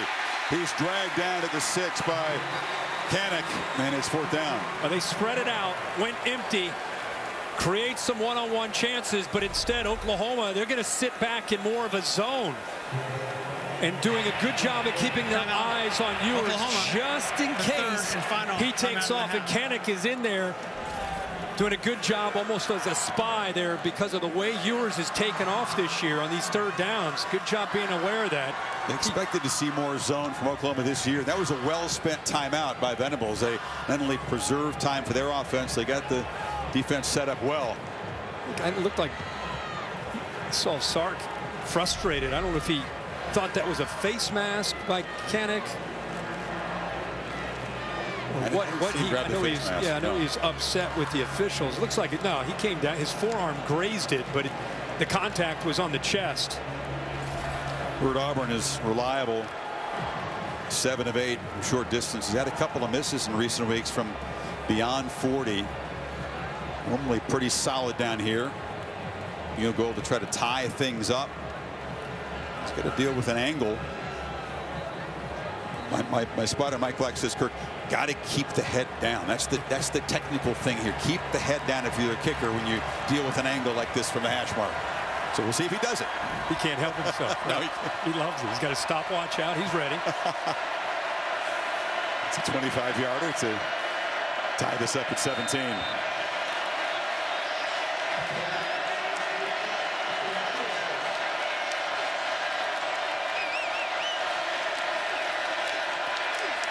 Keeps the head down and knocks it right through. So that's a 68-yard field goal drive in 10 plays, 3.5 minutes, and now Gabriel's got 153 to work with. We're back in 8 seconds, but now a look from Ram Trucks. Ram Trucks, built to serve. Gabriel, so experienced. Well-traveled, 3 years at UCF. This is year 2. Again, reminder, couldn't play in this game a year ago. Got a targeting hit from a TCU player the week before. He was over there in a jersey, and he said it was a really helpless feeling. Watching this offense shut out, they had 5 different dudes, including the punter, attempt to pass. They had 39 yards passing in last year's loss. It's unreal. What a difference a year makes. But how about the scene here? For people that have never been to this setting, it is unbelievable. It's one of a kind. State Fair. A lot of people going around this stadium have no idea there's a game going on. Well, there's 100,000 people or so inside here enjoying it. Split right from the 50-yard line. Crimson and cream one side, burnt orange on the other. Very unique, and this game's living up to what you expect to see from it with some unanticipated excitement. And Farouk will let it bounce. When we talk about the importance of this game, both these teams at 5-0 certainly have hopes and dreams of a national championship. This is the chance to reach the playoff, to get in the 4-team bracket. You can see that no matter which team wins, 72% for Oklahoma, 73% for Texas. They'll both be very likely favored in the remainder of their games. Could be the first of 2 meetings. 20 miles to the west is the conference championship game. Not to say, that they're going to get tested and maybe meet again in the conference championship, but the springboard that this can give you, the confidence that this can give you. Whereas if you lose this one, even though you're 5-1, you're regrouping a bit. No timeouts, minute 53. They pitch it to Andrew Anthony, who ducks under a tackler, falls down short of the marker. Clock still moving. Yeah, Anthony, the transfer from Michigan. I thought it was a little surprised when he came over, but it's worked out well for him. 6'1", 190. And they're going to run the ball. And Major will move the sticks. The clock will continue to move as soon as they get those ready. Yeah, Michigan, they're in such disarray. You got to get out of Ann Arbor. Things are just not working out there. Right. He said he got a lot of puzzled questions when he decided to transfer, but it has worked out really well for him, Anthony. Gabriel, an inaccurate throw, tried to lead Major, but it was off target. Clock stopped with 1:20 to play. Texas just sitting back in a zone. Couple robbers, meaning safeties, sitting down right around that 15-yard mark, just kind of reading the eyes, trying to bait him into any kind of throw, but just nobody open downfield.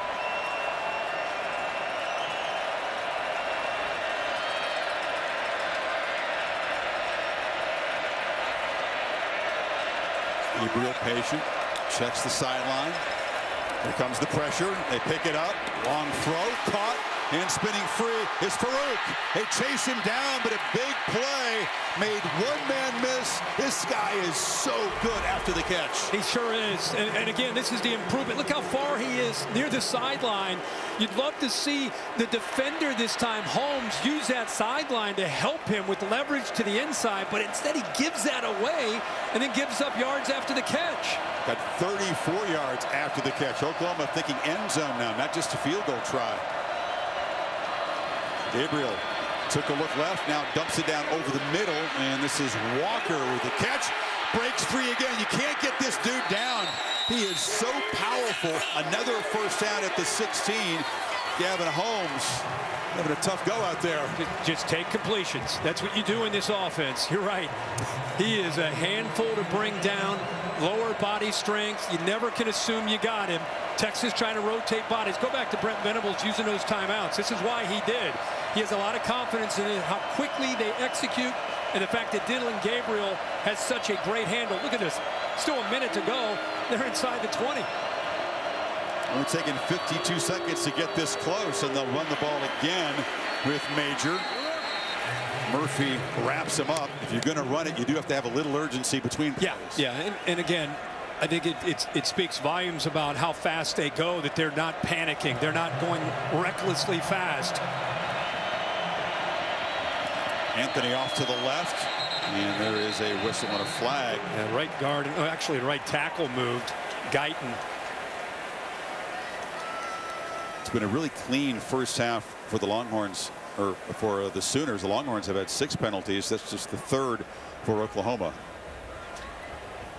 This false start is going to be a potential 10-second runoff because the clock was running. False start, offense, number 60, 5-yard penalty. Still second down. This foul also includes a 10-second runoff. Please reset the game clock to 30 seconds. The clock will start on my signal. So that suddenly changes the complexion a little bit without that timeout. They're down to 30 seconds suddenly.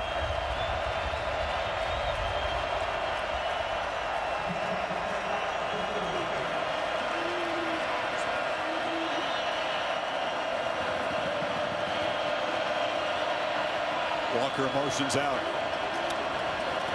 Gabriel takes off, has a little crease, makes a man miss, still fights down inside the 10. He's short of the mark, but the clock continues to run. Can't stop it with a timeout.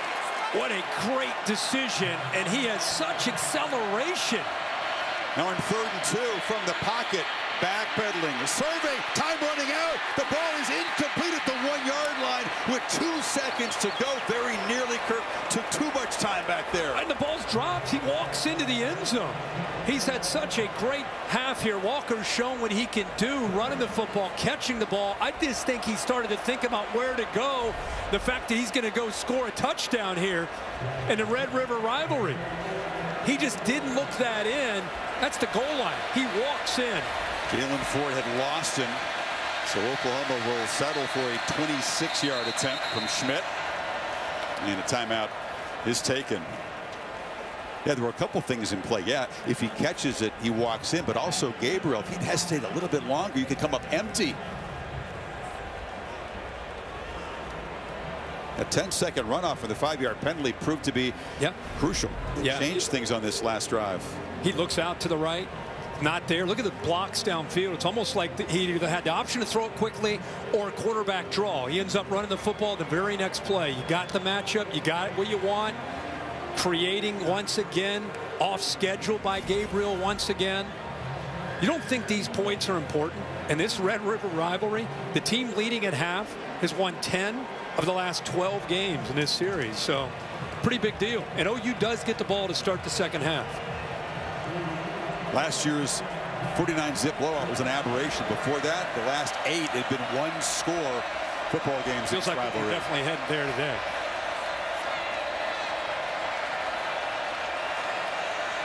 This time Schmidt will deal with an angle from just inside the left hash.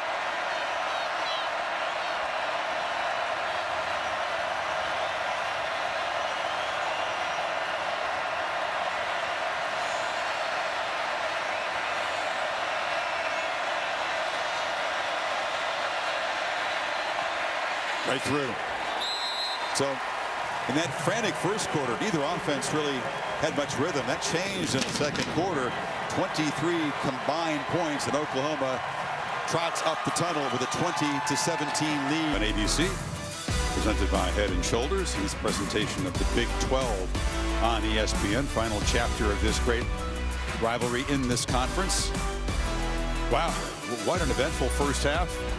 Back and forth. Oklahoma's going to get the ball to start the second half, and maybe we'll get a chance to see these two quarterbacks and offenses build on what they did in the second quarter, because Gabriel's going to get the ball, and the guy who has a deep connection and trust with Jeff Lebby, his play caller. We've seen that kind of on display as this game has kind of gotten going. Yeah, it took a little bit for the kind of the flow of the game to settle in, just because there were so many different things with the special teams. But now we're starting to get there, and I'll tell you, Dylan Gabriel's legs are a major factor for Texas. You know, something that they've got to come up with some answers, and I think he was able to maneuver around and keep a lot of plays alive. Think about him, you think of a quick delivery, getting the ball out, great understanding of Levy's scheme. But he has shown this year, and really a lot of his career, that you better account for him when he takes off and creates. And the guy is starting his 43rd game in a row, by the way, unable to play a year ago and making the most of this chance.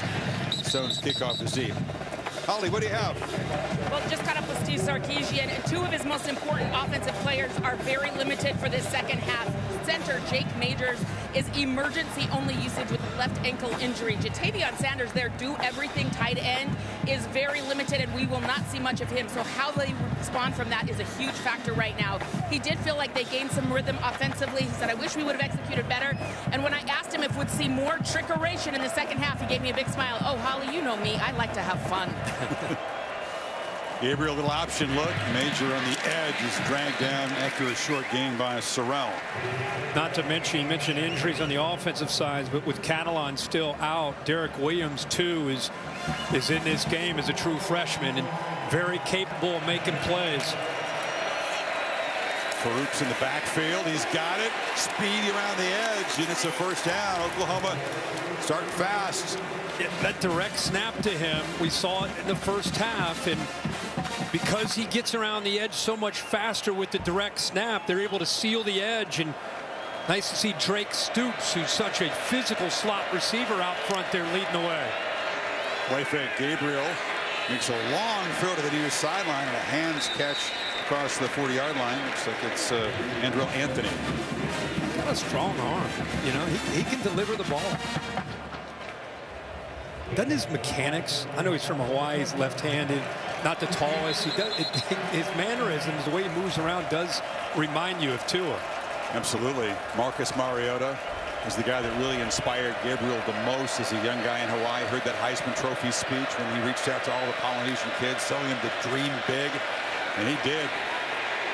Flips short of the middle. Stogner reaches out a big hand, makes the catch, and he's wrestled down by a bunch of Longhorns, including Jalen Ford, but a first down near midfield. Close to a hold there, but they did not call it in the right guard. There was some penetration off on the right side. Good job by Byron Murphy getting in there, but Tollier ended up, I thought they were going to call it. They let it go, and nice throw there by Gabe.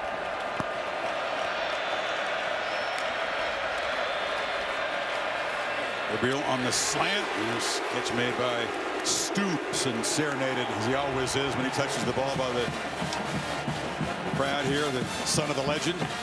Absolutely. And he's out there because he's a great football player, not because of his dad.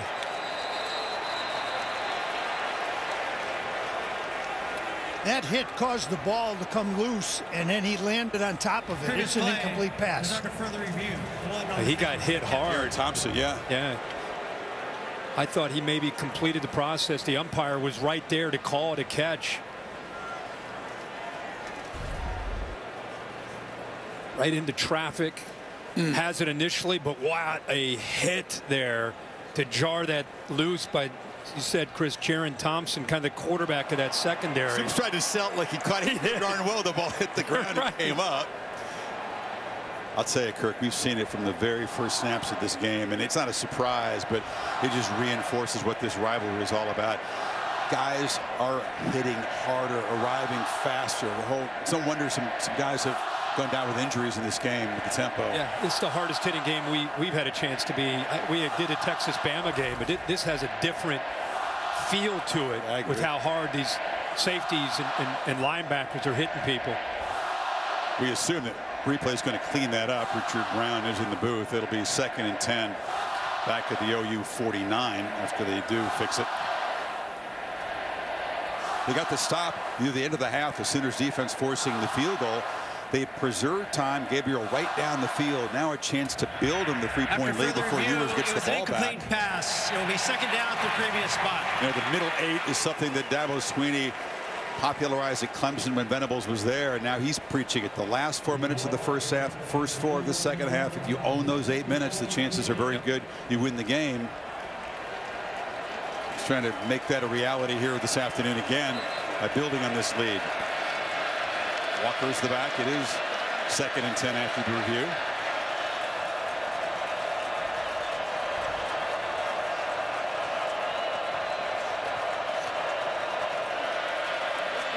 Walker makes his way again. Hard to bring him down, and Anthony Hill just I'm not going to do anything but wrap you up and body slam you. That is some strength by the freshman. It is some strength, but it's a good push by OU's offensive line. The key to this game for Texas was their defensive line being difference makers. On 3rd and 2, they flip it to Stoops, who reaches back, makes the catch, and they move to 6 to the 37. They slid him right out of the backfield. Set up a nice pick or kind of a rub there by Farouk off the right. Stoops getting up talking. Gabriel, long throw near side. Anthony spins free of one tackler, wrestled down at the 25. Another first down. What those wide throws like that in this offense, not only is it a great completion in a first down, but it really stretches the Texas defense horizontally. Eventually gives you a chance to take some shots to Farouk downfield and other receivers downfield. The fake, Gabriel across the middle, and then Stogner, the tight end, knocked down at the 14. I like how Jeff Levy says it. It goes back to the days of Art Wiles and Baylor. Make them defend every blade of grass on the field. And that's the theory, because you look at the formations, you look at how they attack out on the perimeter, makes you have to respect things out wide, and then they gut you into the middle. Keeper. Gabriel follows a block and now skips out of bounds at the 8-yard line. And as a defender, you don't know if it's coming or going. When the ball's getting thrown quickly outside, and you're going tempo, and they take vertical shots, and the quarterback's running off of a fake, it's a lot to deal with. 2 backs in the backfield. Hand it off to Walker, who plows ahead. It's 1st and goal, OU. I think the secret sauce to this offense, there's offenses around the country. There's about 5 or 6 of them that run this style. When the quarterback's involved in the run game, it makes it almost impossible to throw, to deal with a quarterback that can run and throw. 2-back look again. Soup's just a decoy, and they run Walker down to the 1. Yeah, that was the same look where they threw him the ball out in the flat. He has the option to pull that and flip it out to Stoops, or give it a time he decides to give it. It came very close to punching that in. They'll huddle up here, but no substitution, so Texas unable to get fresh bodies on for this 2nd and goal play.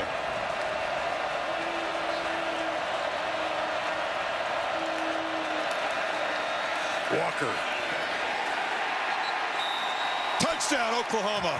They stretch the lead with their first possession of the second half. Take it 75 yards in 13 plays. Porter Rouse, the left side of this offensive line. They're just looking to push and create this hole. Good job here.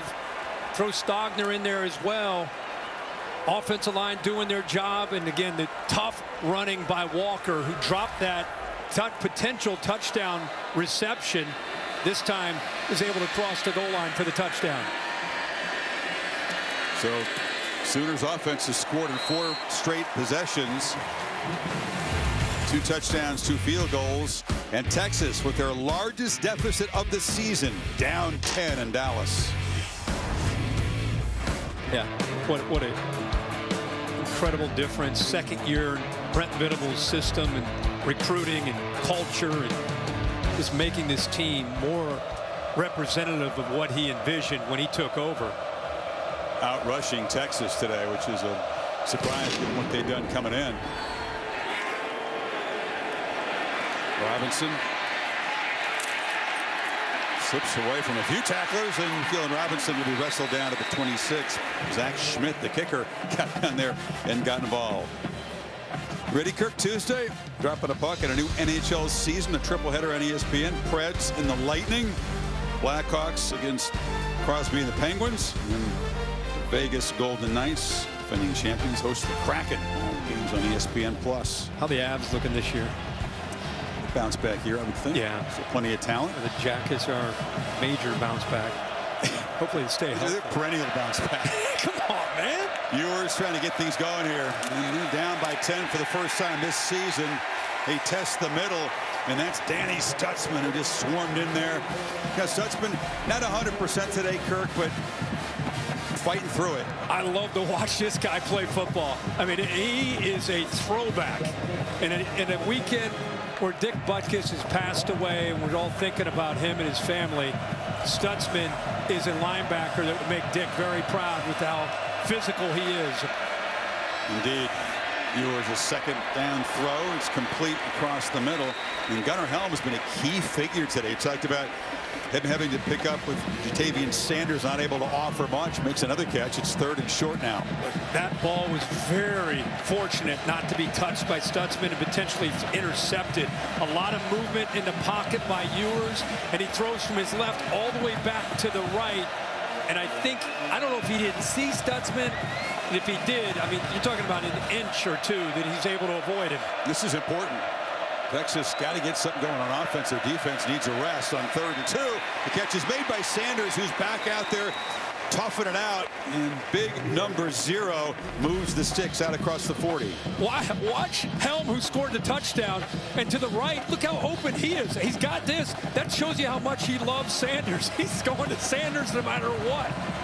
Sanders throws a block there, but not enough to protect the quarterback for long. Ethan Downs has been big off the edge. We wondered, is there an elite pass rusher in this game? There really wasn't coming in, but Downs has made a big impact today. He sure did. And that's a tough block there for Sanders, who's coming over from the right over to the left. And I'll tell you what's impressive there is Downs worked through first the tight end, Gunnar Helm, and then eventually Sanders coming over there. 4th sack allowed by this Longhorn offensive line. Suddenly it's 2nd and 16. Screen. And they get a few yards, about 5 of it back. It's Whittington. Sark trying to find a way to slow down this front. They are really aggressive, doing a really good job of disrupting things, playing with a lot of confidence with this 10-point lead. See if they come after Ewers here. 3rd down and 12.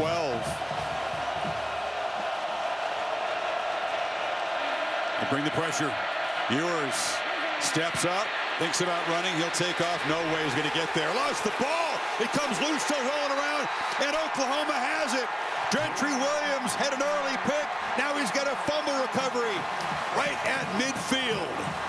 Peyton Bowen, the true freshman, causes that with a major hit. This guy's a true freshman. This is what you fear when a quarterback takes off. Keeping the ball in tight, he did. But the freshman, who they say is a superstar in the making, comes up, unloads into Ewers, and knocks that ball loose. Made an impact first as a special teamer. Bowen has blocked 2 punts this season. Now he forces the 3rd turnover by Ewers today. The 2 early picks. And then when he had gotten a rhythm, gotten going, the fumble. And now this is a big moment for the Texas defense. Sudden change, plus territory. We're actually right at the 50. Does Levy roll the dice here, try to create one-on-one, and maybe take a shot downfield? They've got a fleet of speedsters on the field to work with. They fake it to Walker. Gabriel rolls, gets around the corner. Ooh, he's dragged down. Nice tackle by Jahdae Barrett in the open field to prevent a bigger gain. Yeah, I think one of the more underrated players on the Texas defense. Good effort. He chased that all the way from the backside, showed his speed. One of the leaders when you get really close to this team. I like how he plays with a bit of a chip on his shoulder.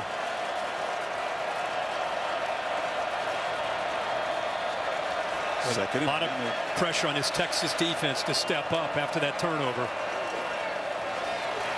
Gabriel has a lot of time, checks it down, and the catch is made in traffic by Walker, so it's going to be 3rd down and long. Jalen Ford right there to make the stop. See if they slow the tempo a bit here. Yeah. Texas sitting back here on these first couple plays, more zone, trying to keep things in front, trying to make Gabriel have to hold on to the football. Let's see if they elect to dial it up here. They're going to bring in Anthony Hill. You see him as a pass rusher. Got him up the top.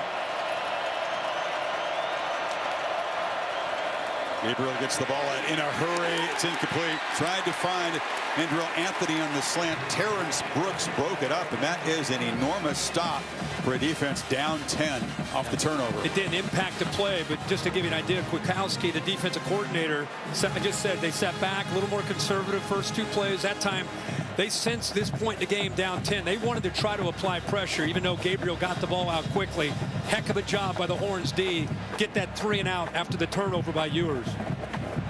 They bring in their specialists in these situations, Luke Elzinga, and a Central Michigan transferred punter, and he's the best at knocking the ball deep. And Texas, fair catch there. Worthy chose to take the ball at the 5-yard line, so Horns defense gets a stop, but the Sooners still up by 10 here at the Texas State Fair, where there is no shortage of section of the year contest. You can download the Taco Bell app to learn more. Well, Texas offense operating from their end of the field should have cooperation from the home crowd, but this Oklahoma defense, Kirk, as you said, they are operating with a lot of confidence and bringing serious pressure on the quarterback. Try to mitigate that with the running game, but off the edge. It's a nice play there made. Doing a good job. Kelly. A lot of movement. A lot of rotating of bodies, staying fresh up front. Ewers right now, you know, when you're backed up at your own 5-yard line, you're just trying to get a first down and get out of there. But they're going to at some point have to stretch this defense. They're just attacking too much downfield or downhill, causing a lot of problems against the run game, the short pass game. Ewers from the end zone does try to stretch the field, and wide open is Xavier Worthy on the edge. He got away from Woody Washington. Yeah, I mean, I'm sure Sark's sensing and feeling what we're talking about is they're taking away everything underneath and they're collapsing down. At some point, you got to make them pay for that by getting the ball thrown downfield and stretching things downfield. 4th catch for Worthy, worth 81 yards. Ewers pressured, harassed, and flushed immediately, and delivers the outlet throw to Gunnar Helm, has become a big part of things this afternoon. Boy, heck of a job here, just somehow getting away from this pressure right here in the middle. I mean, maybe without your leader, Lee Majors inside there, Kelly able to get in there in a hurry. Handoff, running right. Brooks makes a cut. Bangs into Oklahoma territory. Crucial possession for the Longhorns to try to get momentum turned back their way. It's nice to see 24, if you're a Texas fan, just have a little bit of space to work with. If he gets one-on-one with a defensive back, he's going to make you miss. That time he made a couple defensive backs miss. Gentry Williams along with Reggie Pearson both whiffing, trying to tackle number 24. 19-yard gain. Ewers has a lot of time, which hasn't happened very often today. Delivers a long throw on the far side. Adonai Mitchell makes the catch. They pick up 6 on first down. Yeah, good job up front. Offensive line that time, as you said, haven't seen him have that kind of time very much. And it's nice to see Mitchell get his hands on the football. Brooks makes a cut, as he does so often, just finds room in the middle, falls forward, another first down. This looks like more of what you'd expect. You know, they're buried inside their own 5-yard line, and that big throw to Worthy seemed to really ignite this drive, and now they got a little bit of rhythm and momentum here. Off the play fake, Ewers checks it down. Brooks again makes a man miss. shows the strength, and he's down near the marker. Billy Bowman eventually brought him down. Just get him the ball in space. He's going to come out of the backfield. And again, this defense, watch the backers sink. They want to make sure everything downfield, the threat of Mitchell. So that's okay. Let's make them miss. If he takes away Mitchell or the tight end behind, they're going to sink in coverage. I love that Ewers made a quick decision, just got the ball out quickly. Backs are in to give Brooks a breather, and the young fellow's going to be swarmed behind the line. DeJohn Terry, who had been out of the game, is back in, making the play. He's the Tennessee transfer, fifth-year guy. Usually known as a guy that just eats blocks, but with him reaching, see that offense line working to their right, trying to reach. He's able to sneak in and penetrate into a gap. You need 6 on third. Let's see if Sarkisian is thinking about 2 plays to pick this up. Hand it off inside and knocked down 2 yards short of the marker is Baxter. Canick got him down. So far, the offense is staying out there on 4th down. Yeah, he's reading McCullough on an RPO. The read gave him an indicator to hand that football off. Savion Red has come into the game. He's been the running back used frequently today as a wildcat quarterback, running and throwing. Texas, by the way, 3 for 3 on 4th down. Red's played a big role in that. And a penalty before the snap.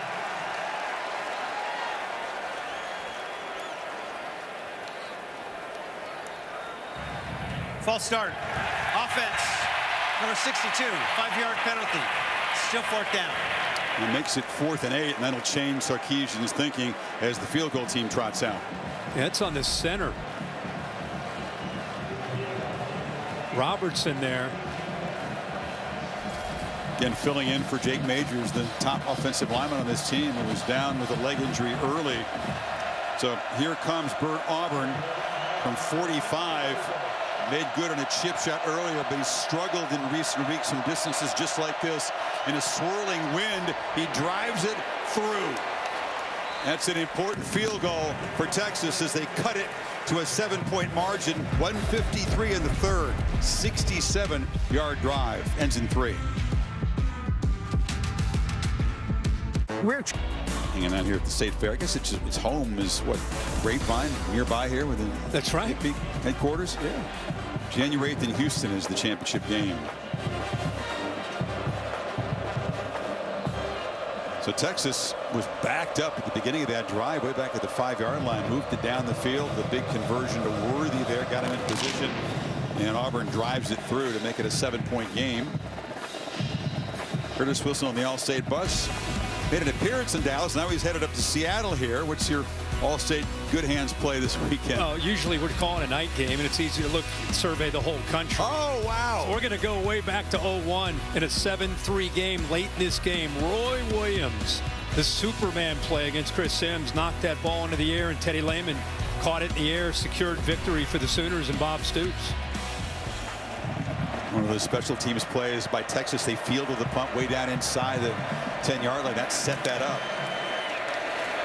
Sooners back to work. Farouk finds the edge. Look out, he can fly. Knocked out across the 40, a couple of steps away from really busting loose. What great job by these Oklahoma receivers. Drake Stoops, watch 12 out there. Nice block there. Good hustle downfield all around by that group. Nick Anderson, 4 involved. Batted away. Reaching up was Alfred Collins, the tackle. Well, we have not felt the presence of this Texas defensive front. We talked about this being a big factor in this game. How would Oklahoma deal with the Texas front? Jeff Levy and Dylan Gabriel have come up with a plan between the tempo and the different play calling. They have slowed down the front. That time knocked down by Collins. 1 sack by the Longhorns. They've affected Gabriel a few times, but not enough. It shows some pressure here. Gabriel has time, and it's batted down again. That time it was Anthony Hill, so back-to-back bat downs sets up a 3rd and 10. Actually, he does a really good job here he can't get to him, so he just does what most good linebackers do. They play with instincts. Eyes on the ball. I can't get to him. The ball's going to be out too quickly, so it's 6-3. He almost not only knocked that down, he timed it so well. I would have been shocked if he came down with an interception. 4 of 10 are the Sooners on 3rd down. Sawchuk is in the game. Reliable pass protector. Let's see if they try to heat up Gabriel. It's Anthony coming across in motion, and a whistle and a timeout taken. Sooners spend the timeout here. Gabriel, just one of those guys that he makes all of his teammates, feel important. He's got the knack. You come to this new program, you do what Baker Mayfield did. You step in from the outside, you ingratiate yourself, you show yourself to be a leader with your hard work. But he's just got the chemistry. He's got the it factor, and he has ever since he was a high school star in Hawaii. Yeah, he had it when he was early in his career at UCF with Jeff Levy there, and it's continued throughout. Some of those guys, you have that naturally, and he's been able to put that on display today. Oklahoma as a team playing a much cleaner game than Texas. Texas has 3 turnovers. Oklahoma doesn't have any. Texas has 7 penalties. Oklahoma only 3. And Texas has been sacked 4 times. As you mentioned, Oklahoma only giving up 1 sack. Gabriel on his way to UCLA when Caleb Williams left Oklahoma, got into the portal. Levy called him the day before his first class at Westwood and said, guess what? And he changed rapidly his mind, and it's worked out beautifully for him. 3rd and 10. Gabriel feels the pressure, sidesteps it, escapes, and tries to get there with his legs. Gets a block on the edge, but will not get there. Fought really hard, but Derek Williams, the true freshman in for Catalan, made the tackle on the far side.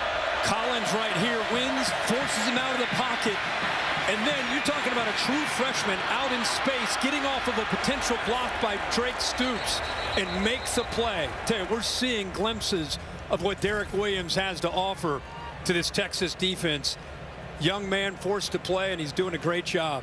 So, well, it's 4th down, and Drill Anthony is being looked at on the far sideline by the athletic training staff. Holly?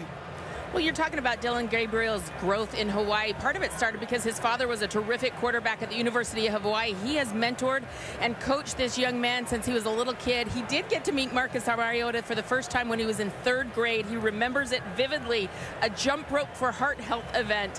He then later got a throw at St. Louis High School in Hawaii with Marcus and a bunch of other quarterbacks. And guys, it's just the beginning. There's about a dozen different quarterbacks in college football right now who grew up in Hawaii. It's really good to see, and Dillon Gabriel is making them proud. Here's the DNA. There were guys before Mariota. Timmy Chang played at Hawaii, but it was Mariota, Tua. Those guys were from St. Louis High School. Mililani is where Dillon comes from. That's where Mackenzie Milton played, and of course he was the guy that led him to UCF and mentored him there, kind of a big brother to Dillon. Yeah, it's cool to see that. Cool fraternity of guys. And right now, how about the way Tua is performing? There's Anthony clearly in some pain there, getting helped off. Tua having a heck of a year this year with the Dolphins. So how about this? The offense is on the field. They need almost 2 full yards to get to the 47. Well, he spreads them out. Walker is the back. They're going to try to get Texas to flinch, but they do run a play. Gabriel throws a slant, far side, and Stoops could not come up with it.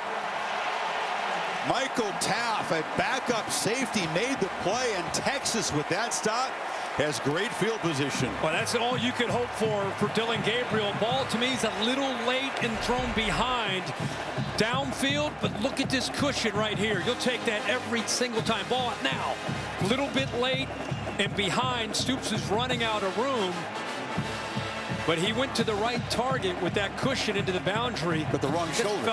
Just felt like he got it out a little bit late.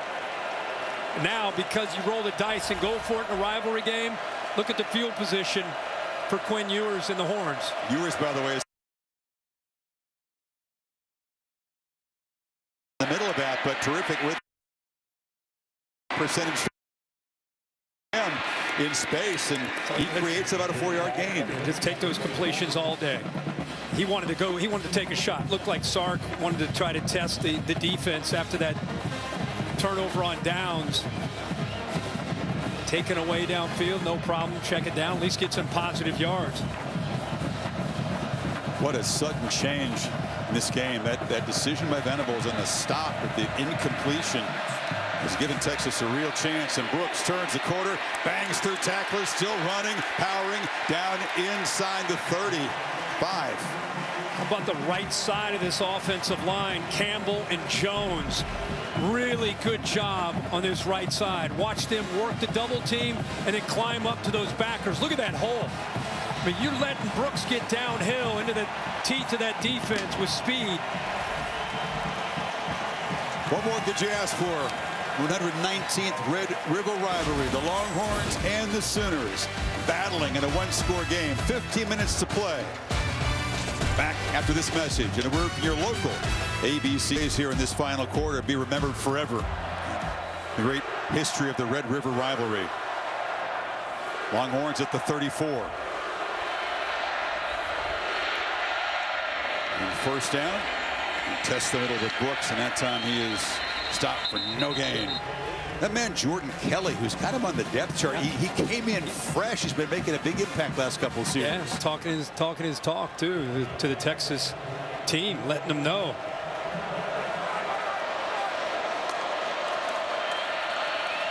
There's a second down run. Brooks makes a cut, wrestled down by Billy Bowman. It'll be third down and about 5. You could argue here as we start this fourth quarter in a 27-20 game with Oklahoma with everything at stake. This is as big a quarter of college football that we've seen all year with everything that's at stake. Biggest quarter these teams have played in a while. Right away, touch by Whittington is down to the 1-yard line. They played quick. They got him on a slant. And he found a nice crease in that zone. Exactly right. He finds a crease, and Oklahoma, the secondary with their eyes into the backfield. Right here is the culprit. Safety moves from the middle over to the hash, and a good job of recognizing that and getting the ball out quickly. Pressure was coming from his blind side, but he bites onto the fake to give Ewers just enough time. You're going to like this, Kirk. Big Byron Murphy and Tavondre Sweat, those studs of the defensive line, have been brought into this game to enhance the beat. Lining up in the backfield, and they hand it off to Brooks. Behind all that, they couldn't create enough space. He stopped for nothing. Boy, good job of working around that. See all that size, no problem. He's going to get downhill and work around that. That's a great job by Kip Lewis, the redshirt freshman. Redshirt freshman. He just threw his body in between all those 300-pounders and made a great play. Now they go to the I formation. In the fullback position, it's Murphy in front of Brooks. Takes the pitch. And they're trying to push the pile. They won't get there. Hassan McCullough on the stop, and the Sooners really making him earn this final yard. Hey, McCullough takes the fight to Murphy. He's not the biggest guy, but watch this hit. There's Sweat right there, but watch this collision right here. Instead of sitting back waiting, bang, he hits him and blew that play up. That's a heck of a job. The IU transfer. Guy that's been asked to play in space, kind of as a hybrid that time, going back to his old familiar down in the trenches. Still going with the jumbo formation. They haven't gained an inch in 2 plays. Brooks again. And again, they've got him behind the line. Oklahoma rises up with Danny Stutzman combining with Hassan McCullough. It's 4th down and goal. Well, as big as you are, if you don't block this guy, you're not going to score running up the middle. Nobody picks up Stutzman, who's the ball hawk, the guy that makes all the tackles on this team. Smart, tough, instinctive. And you may have all that size, but you come very predictable when you go 3 straight trying to run behind the big boys. That didn't work at all. 3 plays, they lose a yard. Another 4th down play for the Longhorns. Got to hurry here. Play clock at 4. They're going to throw for it. Worthy! Stop short! 4 plays from the 1. They can't get in. An Oklahoma goal line stand that just became part of the lore of this rivalry. Billy Bowman got there. Wow, what a moment.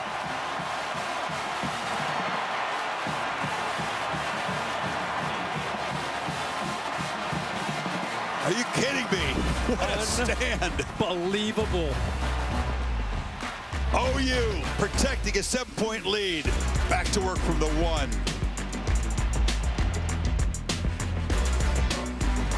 Jersey reviewed it, and the call stands. Worthy was getting grabbed around the neck by Billy Bowman. His rear end hits the ball. Is really close to breaking the plane right by. You're talking inches, and a huge stop. Mentioned 4 times from the 1. That's how you build culture for a guy in his 2nd year of being a head coach. But if you're Gabriel in the shotgun, halfway deep in the end zone with Walker to your left, you got to be super careful. This again is the noisy end. The Texas crowd breathing down Gabriel's neck here.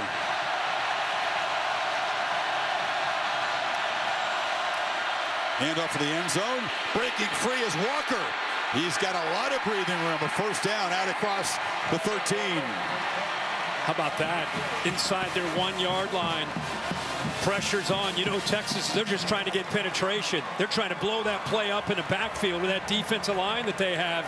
And instead, OU does exactly what they need to do. They get some good blocking angles and a good job of reading that play. Developed by Walker. Delay here. You had Stogner and Ethan Burke. They had their face masks locked together from battling there on the edge. Gabriel loops it downfield, caught. Oh, incomplete. Jaden Gibson had a step on Terrence Brooks.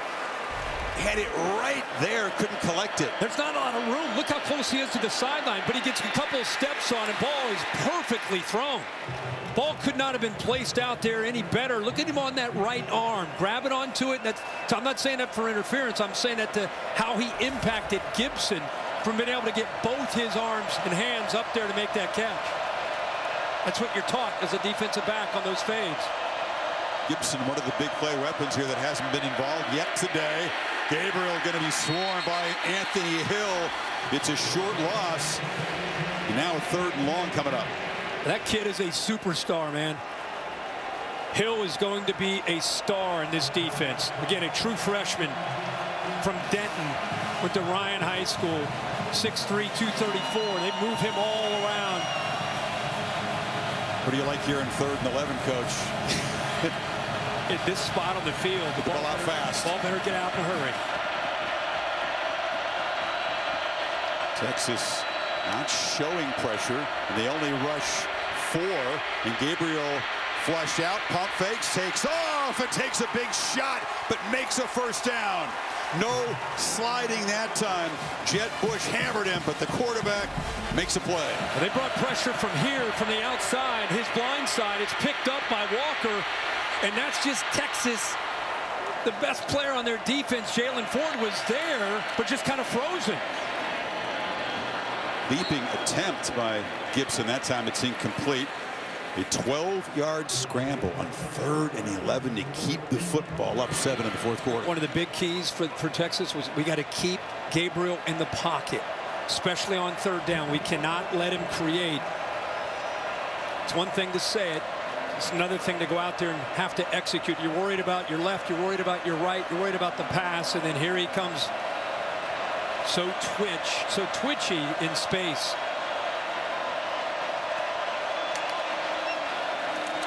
Gabriel again takes a quick peek and then takes off, weaves his way through traffic. He's in the loose. Dylan Gabriel finally chased down at the Texas 30. Keaton Crawford saved the touchdown, but that's the run of his life. Again, watch the middle linebacker. He's right there, Jalen Ford. You're talking about, again, not just one of the best players on Texas, but one of the better linebackers in the country, just kind of slow to respond. Kirk, 44 yards in that play. Gabriel, a career-high 110 yards in the Red River rivalry on the ground. He's such an added dimension to Jeff Levy's scheme of spread and attack and tempo. So much to think about, and then you got to worry about the quarterback's legs added to that. In Oklahoma, after making a goal line stand for the ages down there, trying to build on this lead, they've driven it from the 1 to the Texas 31.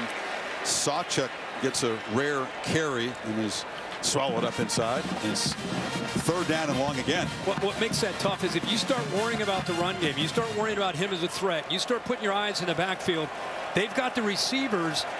And if you leave a one-on-one, we saw Jaden Gibson had a one-on-one chance against Brooks. It was a great route, great throw. He just unable to hold on to it. But when you start worrying about him taking off and running, you're going to give yourself up to potential one-on-one shots downfield vertically. Very much in fringe field goal range for Schmidt if they don't gain a yard here in 3rd and 10. But it's Stogner making the catch. They get closer.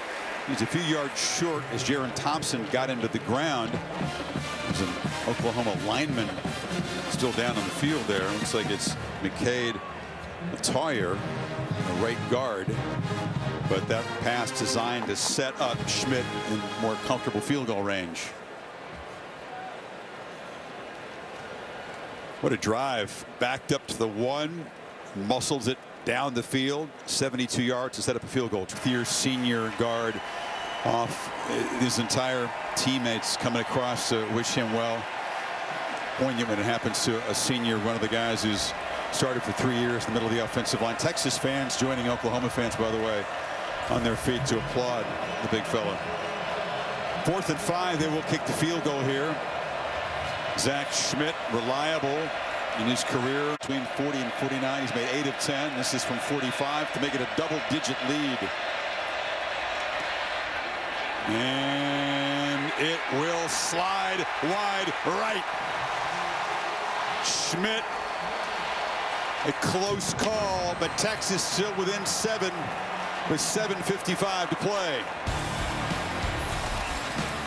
Wind swirling a bit in here. Don't know if it was a factor. It just drifted outside that right upright.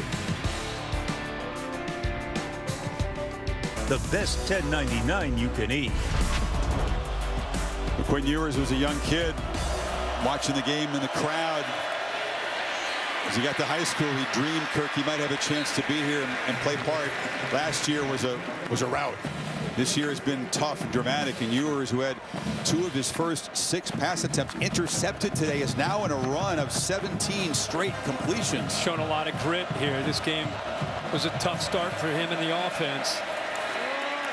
Brooks stacked up near the line of scrimmage by Jacob Lacey. See if 3rd down. Take advantage of that. Oh, we got a penalty here. Late penalty at the pile. Obviously going to be a dead ball foul. It's just which way is it going to go? It's Christian Jones, the right tackle, making his 41st start. He was number 70 in Texas, involved somewhat in this. He may potentially. Texas players say it's on OU, Kirk. Okay. Well, Trace Ford was tangled up with him, and I don't know, looked like he was kicking to get him off of him. Trace Ford went down. This is a really important call. Oh my gosh, huge. After the play, unsportsmanlike conduct, necessary roughness, defense number 30. Yeah. 15-yard penalty and automatic first down. Instead of 3rd and 4, it's an automatic first down. The football will move near midfield. I think he pushes him initially. It was that, and then you can see the reaction by Texas's Christian Jones retaliating back. A lot of times they'll offset because of the retaliation, but it goes strictly on Ford. So it would have been a 3rd down, and now you're first down yardage. Adewapure is in the game, Kirk. You'll be happy about that. Young guys on the defensive line for Oklahoma, number 34. Talented young man. Just call him Double A. Double A. Too, yeah. So one of those loss of poise penalties for the Sooners, and Longhorns set up at the 47. They fake it to Brooks. The flag is down. Ewers across the middle, loops it high. Tried to get it to Whittington. Incomplete. The flag was out very quickly. It's on Mitchell. His motion, he started to lean before the ball was snapped. Started to cheat towards the line of scrimmage. Illegal shift. Illegal motion. Offense number 5, moving forward at the snap. 5-yard penalty. Still first down. So they'll take the penalty, moving back 5 instead of the incompletion. Keep waiting for him to make the play, I was right? Say that. Yeah, here he is in motion. Watch how he starts a little bit too early. That's why the flag came out so quickly. Just 2 catches for 17 yards for Mitchell. Ewers on 1st and 15, feels pressure, rolls back to his right and flips it. There's Whittington, who makes the catch, knocked out at the 40 for a first down by Bowman. Boy, does he have that quick flick. You know, that ball gets out of his hands so nicely. Good job. This is where that mobility comes into play. See, that safety starts to come down to appreciate the threat of Ewers maybe scrambling. It created a big lane behind him. Easy throw, an easy read. 18th consecutive completion ties Ewers with Colt McCoy. That's 19 of the new record. Whittington gets a block and is being wrestled down inside the 30 by Bowman. Holly? Guys, major injury news right now. Gentry Williams, the starting cornerback for the Sooners, has been taken to the locker room. In his place, Kendall Doby is out there right now, number 15. Keep your eye on the secondary. Williams had a big afternoon. Made the pick early. Now Brooks makes a cut in space. Brooks accelerates. Texas touchdown.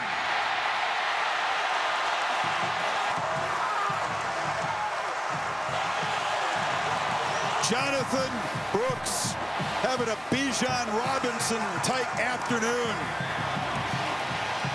Pick it up with the Longhorn great left off. 29-yard touchdown, a point away from tying this football game. You got to win on the edge. Ogbo in, number 80 at tight end. He's a glorified offensive lineman. Look at the patience and then be able to get upfield vertically. That is just Jonathan Brooks in a nutshell, and he points to that forearm of his, appreciating his late father. Auburn, low kick, drives it through. So Texas, off that narrow miss on the field goal, takes it 73 yards and 5 plays, and honoring his father with a touchdown that you know must be appreciating. Tie ball game. Fierce, physical, what you'd expect. This feels like 2 heavyweights. Texas earned that status by winning earlier at Alabama. One is still ranked outside the top 10, trying to show that it belongs in that conversation. And this is Farouk from the 3. Jalil Farouk. Ooh. Flashes that speed. Will Stone, the kickoff man, had to force him out of bounds. Back to the touchdown. Let's go back to this. And again, Jonathan Brooks with the patience, some great blocks, lets the blocks set themselves up. He's emerging as one of the top running backs to be in college football, and what he's been able to do, balancing out this offense with Ewers in his passing game. Look at the emotion. This kid plays with a lot of composure. Had the 2 turnovers early, fought through it. There you see his emotion, and there's Jonathan Brooks pointing to that date, 3/18/22, when he lost his dad. Spire performance. This is Stoops on the end around, makes a cut and dragged down after a solid first down game. Walker made a block on the edge. This is where legacies are built, right? Rivalry game, 27-27, under 6 minutes to go. Both teams undefeated. Oklahoma had a chance to go up double digits. That narrow miss on the field goal. Now it's a tie game and a swarming play. T'Vondre Sweat got out to the edge, got Walker to the ground, and now it's 3rd down and 5. Boy, it's a great job of getting off the block. You know, such size, a double team. See how he extends with his arms, sheds the block. Again, you got to keep in mind he's 362 pounds to be able to be that nimble and quick and being able to get off that block. Gabriel dealing with the noise at this left end of the stadium. Sensen delivers, but a high fastball, and Stogner couldn't come up with it. Gabriel and this offense, Kirk, have not been able to click in some crucial potential conversions here in the 4th quarter. Yeah, when you're on the right hash and you go into the boundary, there's just not a lot of room to work. And you got to get that ball out in a hurry. And instead of it getting out on time, he makes up for it by throwing it with a lot of velocity. Tough ask for Stogner to worry about, am I going to get my feet in? And then here comes a 95-mile-an-hour fastball coming right at you. There's Xavier Worthy awaiting the punt of Josh Plaster. Special teams have been not just important but adventurous today. Blaster kind of bobbled the snap. It's a low kick, which will bounce. And Worthy feels it just at the last second. Bearing down on him was Peyton Bowen, that freshman special team star. A risky play for the veteran and a crucial 50-yard punt for Blaster. But Bowen blocked those 2 punts earlier. He's got a bright future. He was hoping that Worthy might try to put his hands on it. Mentioned legacy skirt. Here we go. Now it's Ewers' turn. A disastrous start to this game. He's recovered nicely. Got a record string of consecutive completions going, 19 in a row. 4:49 to play in regulation. He's got Brooks, the hot hand behind him. They fake it to him. Ewers launching downfield for Worthy. Coming back, and it's broken up beautifully by Woody Washington. Longhorns wanted a flag. There isn't one. Well, I think Worthy, if he would have stopped running downfield and worked even harder back to the football, he could have drawn a potential penalty. There's contact there. Bill, what do you think? I mean, super slow-mo, it looks like obvious pass interference, but in real time, what do you think? Real time, I thought it was a good play, but watching that angle there, he got into him early with the body, even though he turned back for the ball. Worthy this time settles in the zone, makes the catch. The string is snapped at 19 straight completions, but Ewers shakes it off right back to work. Yeah, that's who he is, right? Comes right back to an RPO, gets the ball out in a hurry. Should mention, Key Lawrence is no longer playing safety. He's now playing corner. Ewers right there. Again, finds a man open. It's Worthy in space, picking on the man you mentioned. Yeah, that's why the reason I bring that up is he's a safety. This is a really tough thing to ask of a safety, to be out there on an island. If Quinn Ewers and Sark are smart, I think they attack him, especially if you don't have safety support behind him. Playing fast. Ewers looking to launch again, and now he'll just check it down. Brooks on the edge. Plows forward there at midfield. Picked up another nice chunk on first down. Holly mentioned Dolby going in for Gentry Williams. Now that Dolby's on the sideline, they've moved Lawrence in there. And when you're a safety, moving the corner, now Dolby actually comes back into the game.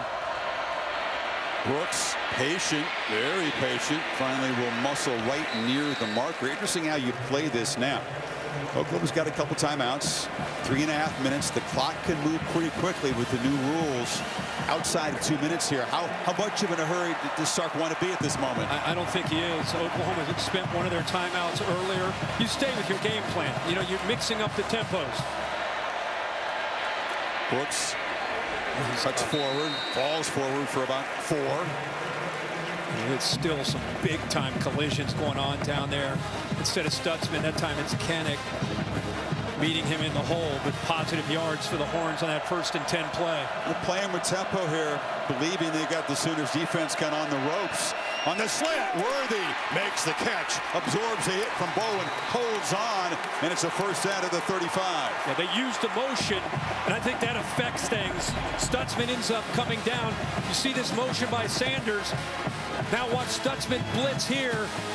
Good job seeing that by Ewers. Look at that vacancy right behind that blitz. Saw the collision, as you said. It's been featured from the first snap, and Bowman took the shot from the receiver. He tried to get up and play through it. Then he just went down to one knee. Already very depleted in the secondary. And this is exactly what you expect to see, as so many games before it in these series. Hard hits, wild plays, wacky stuff. A number of plays that could potentially be part of the lore and legacy of this game and these individual guys. And now here we go. 2.5 to go. Texas on the march. 2.5 to go. This is not a point in the game where you're worried about, hey, let's kill some clock. Now, if you get down inside the 20 and you start to put that point, think about maybe that consideration. But right now, that is not the case at all. They're just trying to continue to execute. Been so impressed with Quinn Ewers today. You know, playing quarterback is not just about throwing it around in shorts and a t-shirt. You know, when he was in high school, he got a lot of fanfare, a lot of recognition. When you really earn your stripes as a quarterback, a guy, you think of any NFL guy who's become a legend, It's what you do in these kind of moments, leading a football team, going through, throwing a couple picks early, withstanding that, enduring that, and continuing to play with poise. That's what we've seen today from number 3.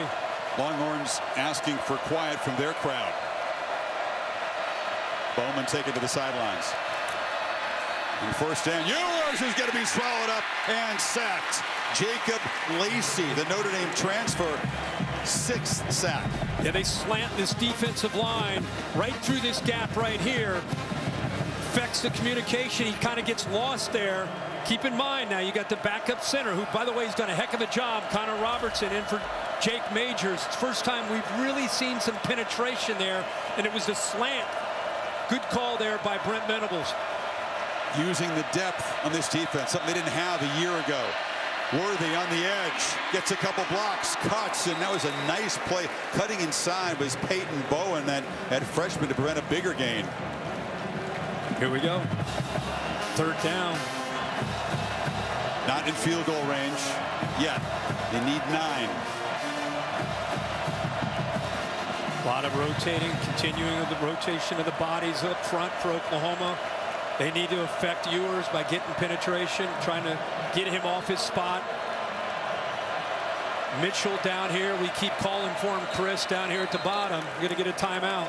Oklahoma will spend a timeout.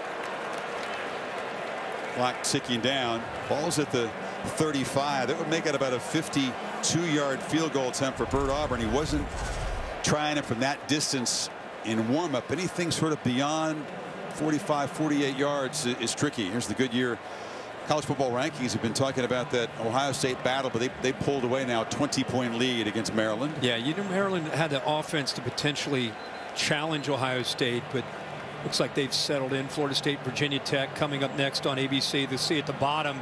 It's one of those days you just kick your feet up and watch college football all day, like every Saturday. Notre Dame and Louisville coming up later tonight. Irish getting challenged for the 3rd week in a row. Ohio State game, the Duke game last week, and now on the road against undefeated Jeff Brom in Louisville. The Texas offense out there. Sooners still huddled up with Venables in their sideline. So they spent the timeout there and will have 1 to work with the rest of the way.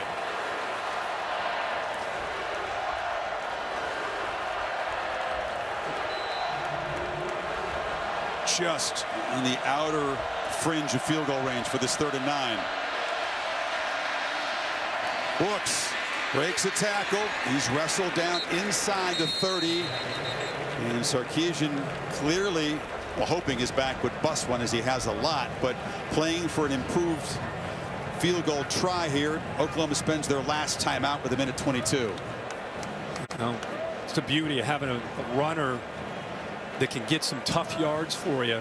You're right. I mean, you think of Sark, you think of maybe throwing it, maybe trusting a quarterback, maybe drawing up a ball play to get a one-on-one matchup. Instead, he goes more the conservative route on 3rd down just to give himself a better chance at this potential go-ahead score. OU now out of timeouts more than anything. That's, remember how quickly they can move, though. Their offense, 1:22, if they're executing, that's not the issue, even though they're out of timeouts. So Auburn made a couple today. It's been a tricky, swirling wind. Could have played a part in the narrow miss by Schmidt for Oklahoma earlier in the quarter. Pre-game, this direction was kicking into a pretty stiff breeze. It looks to me like it's died down a little bit. It starts sending the offense out now. Wow. Yeah, so I don't know if he's got the timeout, so I don't know if he's messing around here, going to try to draw him off, try to get a cheap one here to get a 1st down, and then call a timeout late, or what he's doing.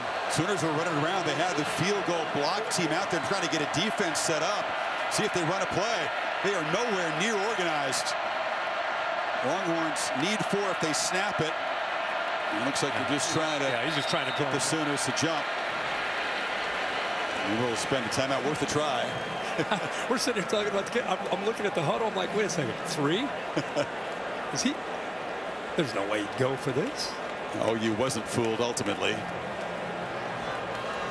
Well, this is why you practice, right? You're over on that far field as a specialist during those dog days of summer.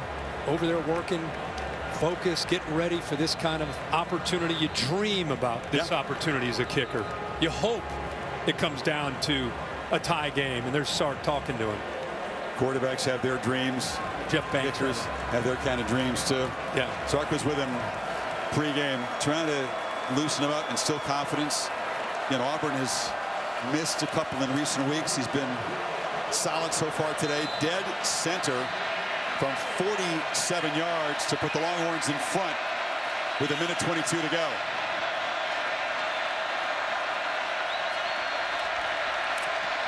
Drives it.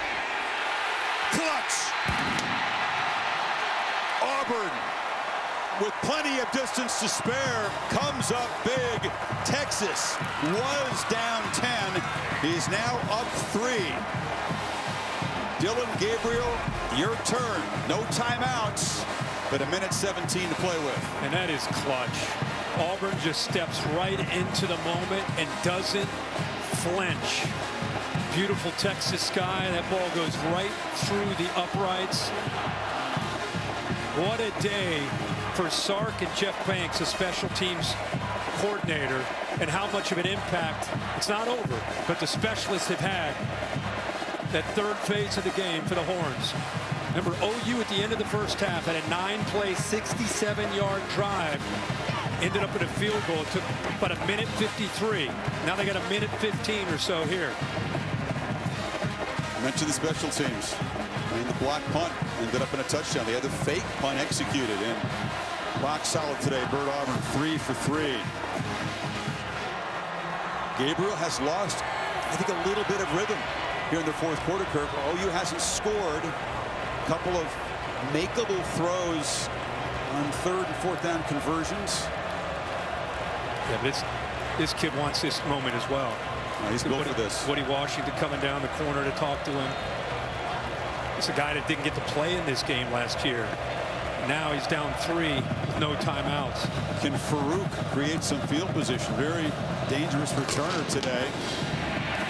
Stone drives it right through the back of the end zone, says forget the return. So here we go. Dylan Gabriel denied the chance to be on this field. Ripped his heart out to have to watch with a concussion. And be a hero in the Red River rivalry. Offensive line has some backups in there. They've got to hold up, give him time. But they are built not only for this because of their moxie and their attitude, but their scheme. They go as fast as anybody in the country. So the first thing they need is that first down to get their tempo going. How aggressive will Texas play it? They only rush 3, drop into coverage. Gabriel across the middle, and it's complete for a first down. He found Stoops. Put your seatbelt on. That's what they wanted. Now just a matter of getting lined up. Texas got to be ready to be aggressive, not be conservative, sitting back. Long throw, catch made. Farouk makes one man miss, and suddenly in a couple of plays they're in Texas territory. That's 2 plays, and he gets out of bounds. I mean, that's what this offense can do for you. Farouk now is having just a huge day. 130 yards on the day receiving.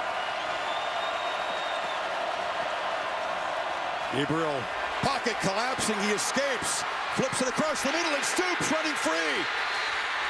And the legend's son moves the football down into the red zone in the final minute. Boy, Jalen Ford came up. Remember, he's been lost when Gabriel's run. That time he came up, and it opened up a throw to Stoops. Gabriel pump fake, launching for the end zone, incomplete. There was a battle on the far sideline, and a flag comes out. Brooks was defending Nick Anderson.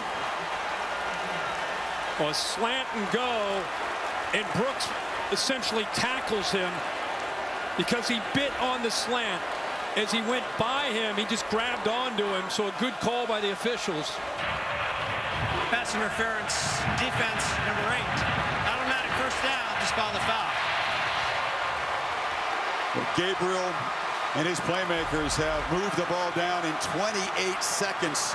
Here inside the 10. There's a progressive pylon cam showing to the end of that slant and go, but an obvious pass interference and the right call. It's going to be Tawee Walker's show in the backfield. Holly reporting Marcus Major not available, out of this game. First down. The throw for it. Now he'll take off and knocked down at the 3. Texas has timeouts. Will they spend it here? I think Texas is just going to hope that their defense can hold on here. OU's got to throw incompletions or score. They cannot afford to get tackled in bounds. Gabriel. Launches, touchdown! Nick Anderson!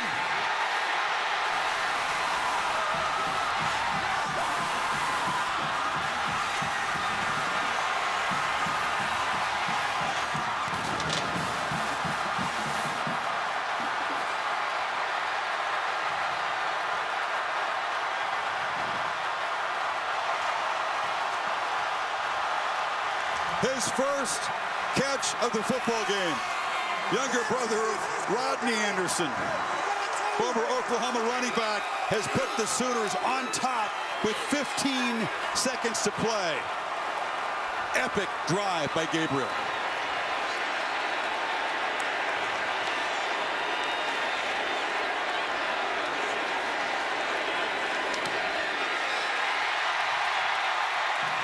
We said he's built for this. He delivered. So often I talk about, look how fired up Gabriel is, man. Good for him. So often I talk about what happens before the play. Well, here's another example of that with Nick Anderson going in motion. Watch the reaction from Texas right in the back as he responds.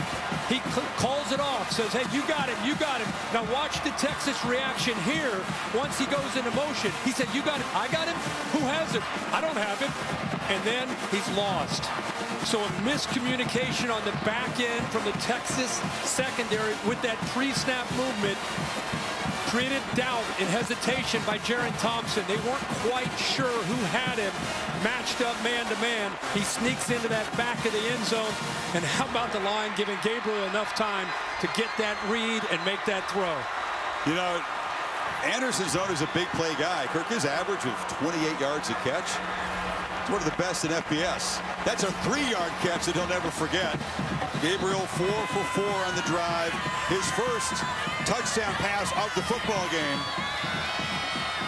Gives him a 4-point lead. You talk about legacies being built in these games. There's still 15 seconds to go, but what a performance and a drive by number 8, Dillon Gabriel, in this Oklahoma offense. Clutch.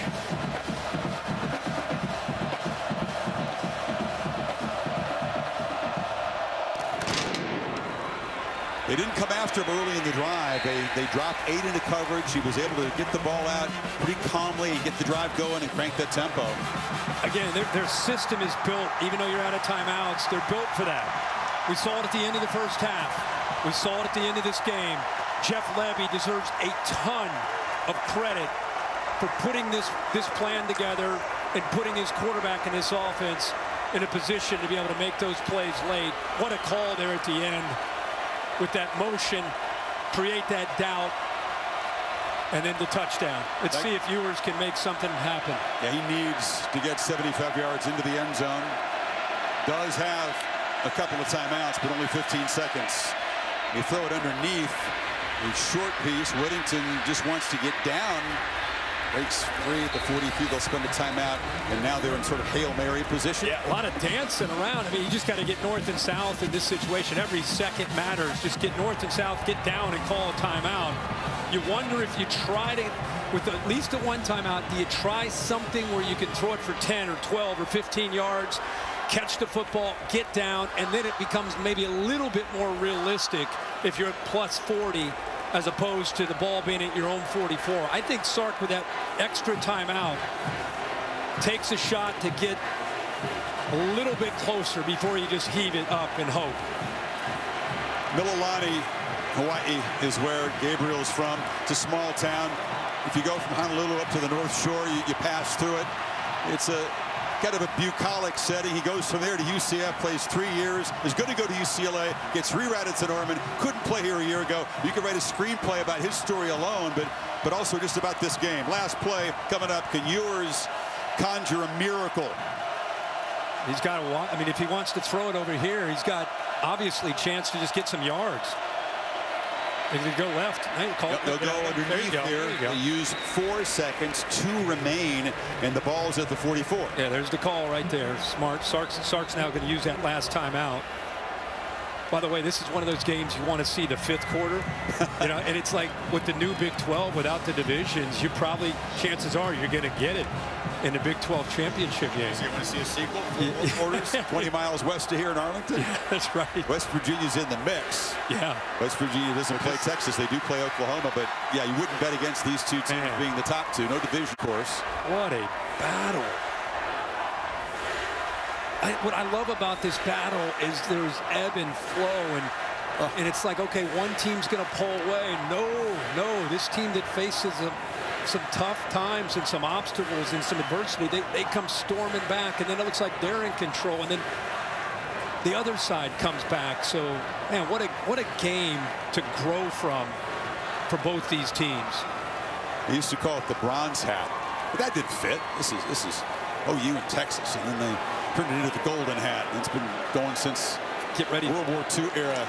It comes off that thing, and it is put on the head. And it's the photos and the social media. It's going to be everywhere. You've earned the right to put that hat on today if you emerge victorious in Red River Rivalry number 119. So you got off to the right. You got Mitchell, who's 6'4". Sanders is over there. He's at 6'4".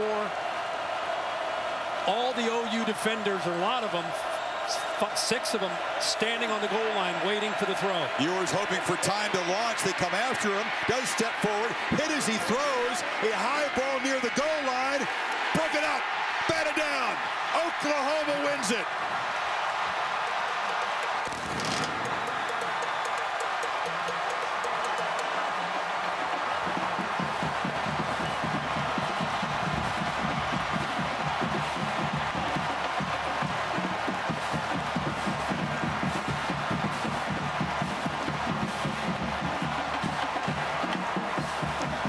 It's an Oklahoma football team coming off a 6-7 season. In year 2 for Venables, he said, I don't know if we're a championship team. We're not there yet. We're taking steps. They took a monster step today as Dillon Gabriel leads him down the field for the winning touchdown. He's with Holly. Well, Dillon, you took the field with 1:17 to go, a final drive. What did you say to your teammates and to yourself so you could execute on that drive? We do it every Wednesday. We do it every Wednesday. This is what OU football is all about. This is why I came here. This game. A lot of respect for Texas, man. They played their butt off. Quinn's a hell of a Q. I mean, they play really well. So it is what it is. At the end of the day, making plays. And Nick made a play, so let's do this. You made a great play in the red zone. You had to rise up, jump up to make that throw over the offensive line. What did you see and how did you complete it? Bay called me last night. He told me do whatever it takes. So you know what I'm saying? I'm all about OU football. I love this place. This is what college football is all about. Let's go. This is your first time playing in this game. Legends are made in this game. What should they say about Dillon Gabriel and your Sooners after this? I love my teammates. I love my team. That's always what I've been about, man. And God is good. God is good. Go enjoy this win, young man. Thank you. He's a man of deep faith. Uses the sign of the cross to center himself before he takes the field for every possession. The flag has been planted. The golden hat is in the middle of that humanity in the middle of the field. They'll pass that around like it's the Stanley Cup, right? This is a cool shot. Look at that. Look at that. Half of the stadium dejected.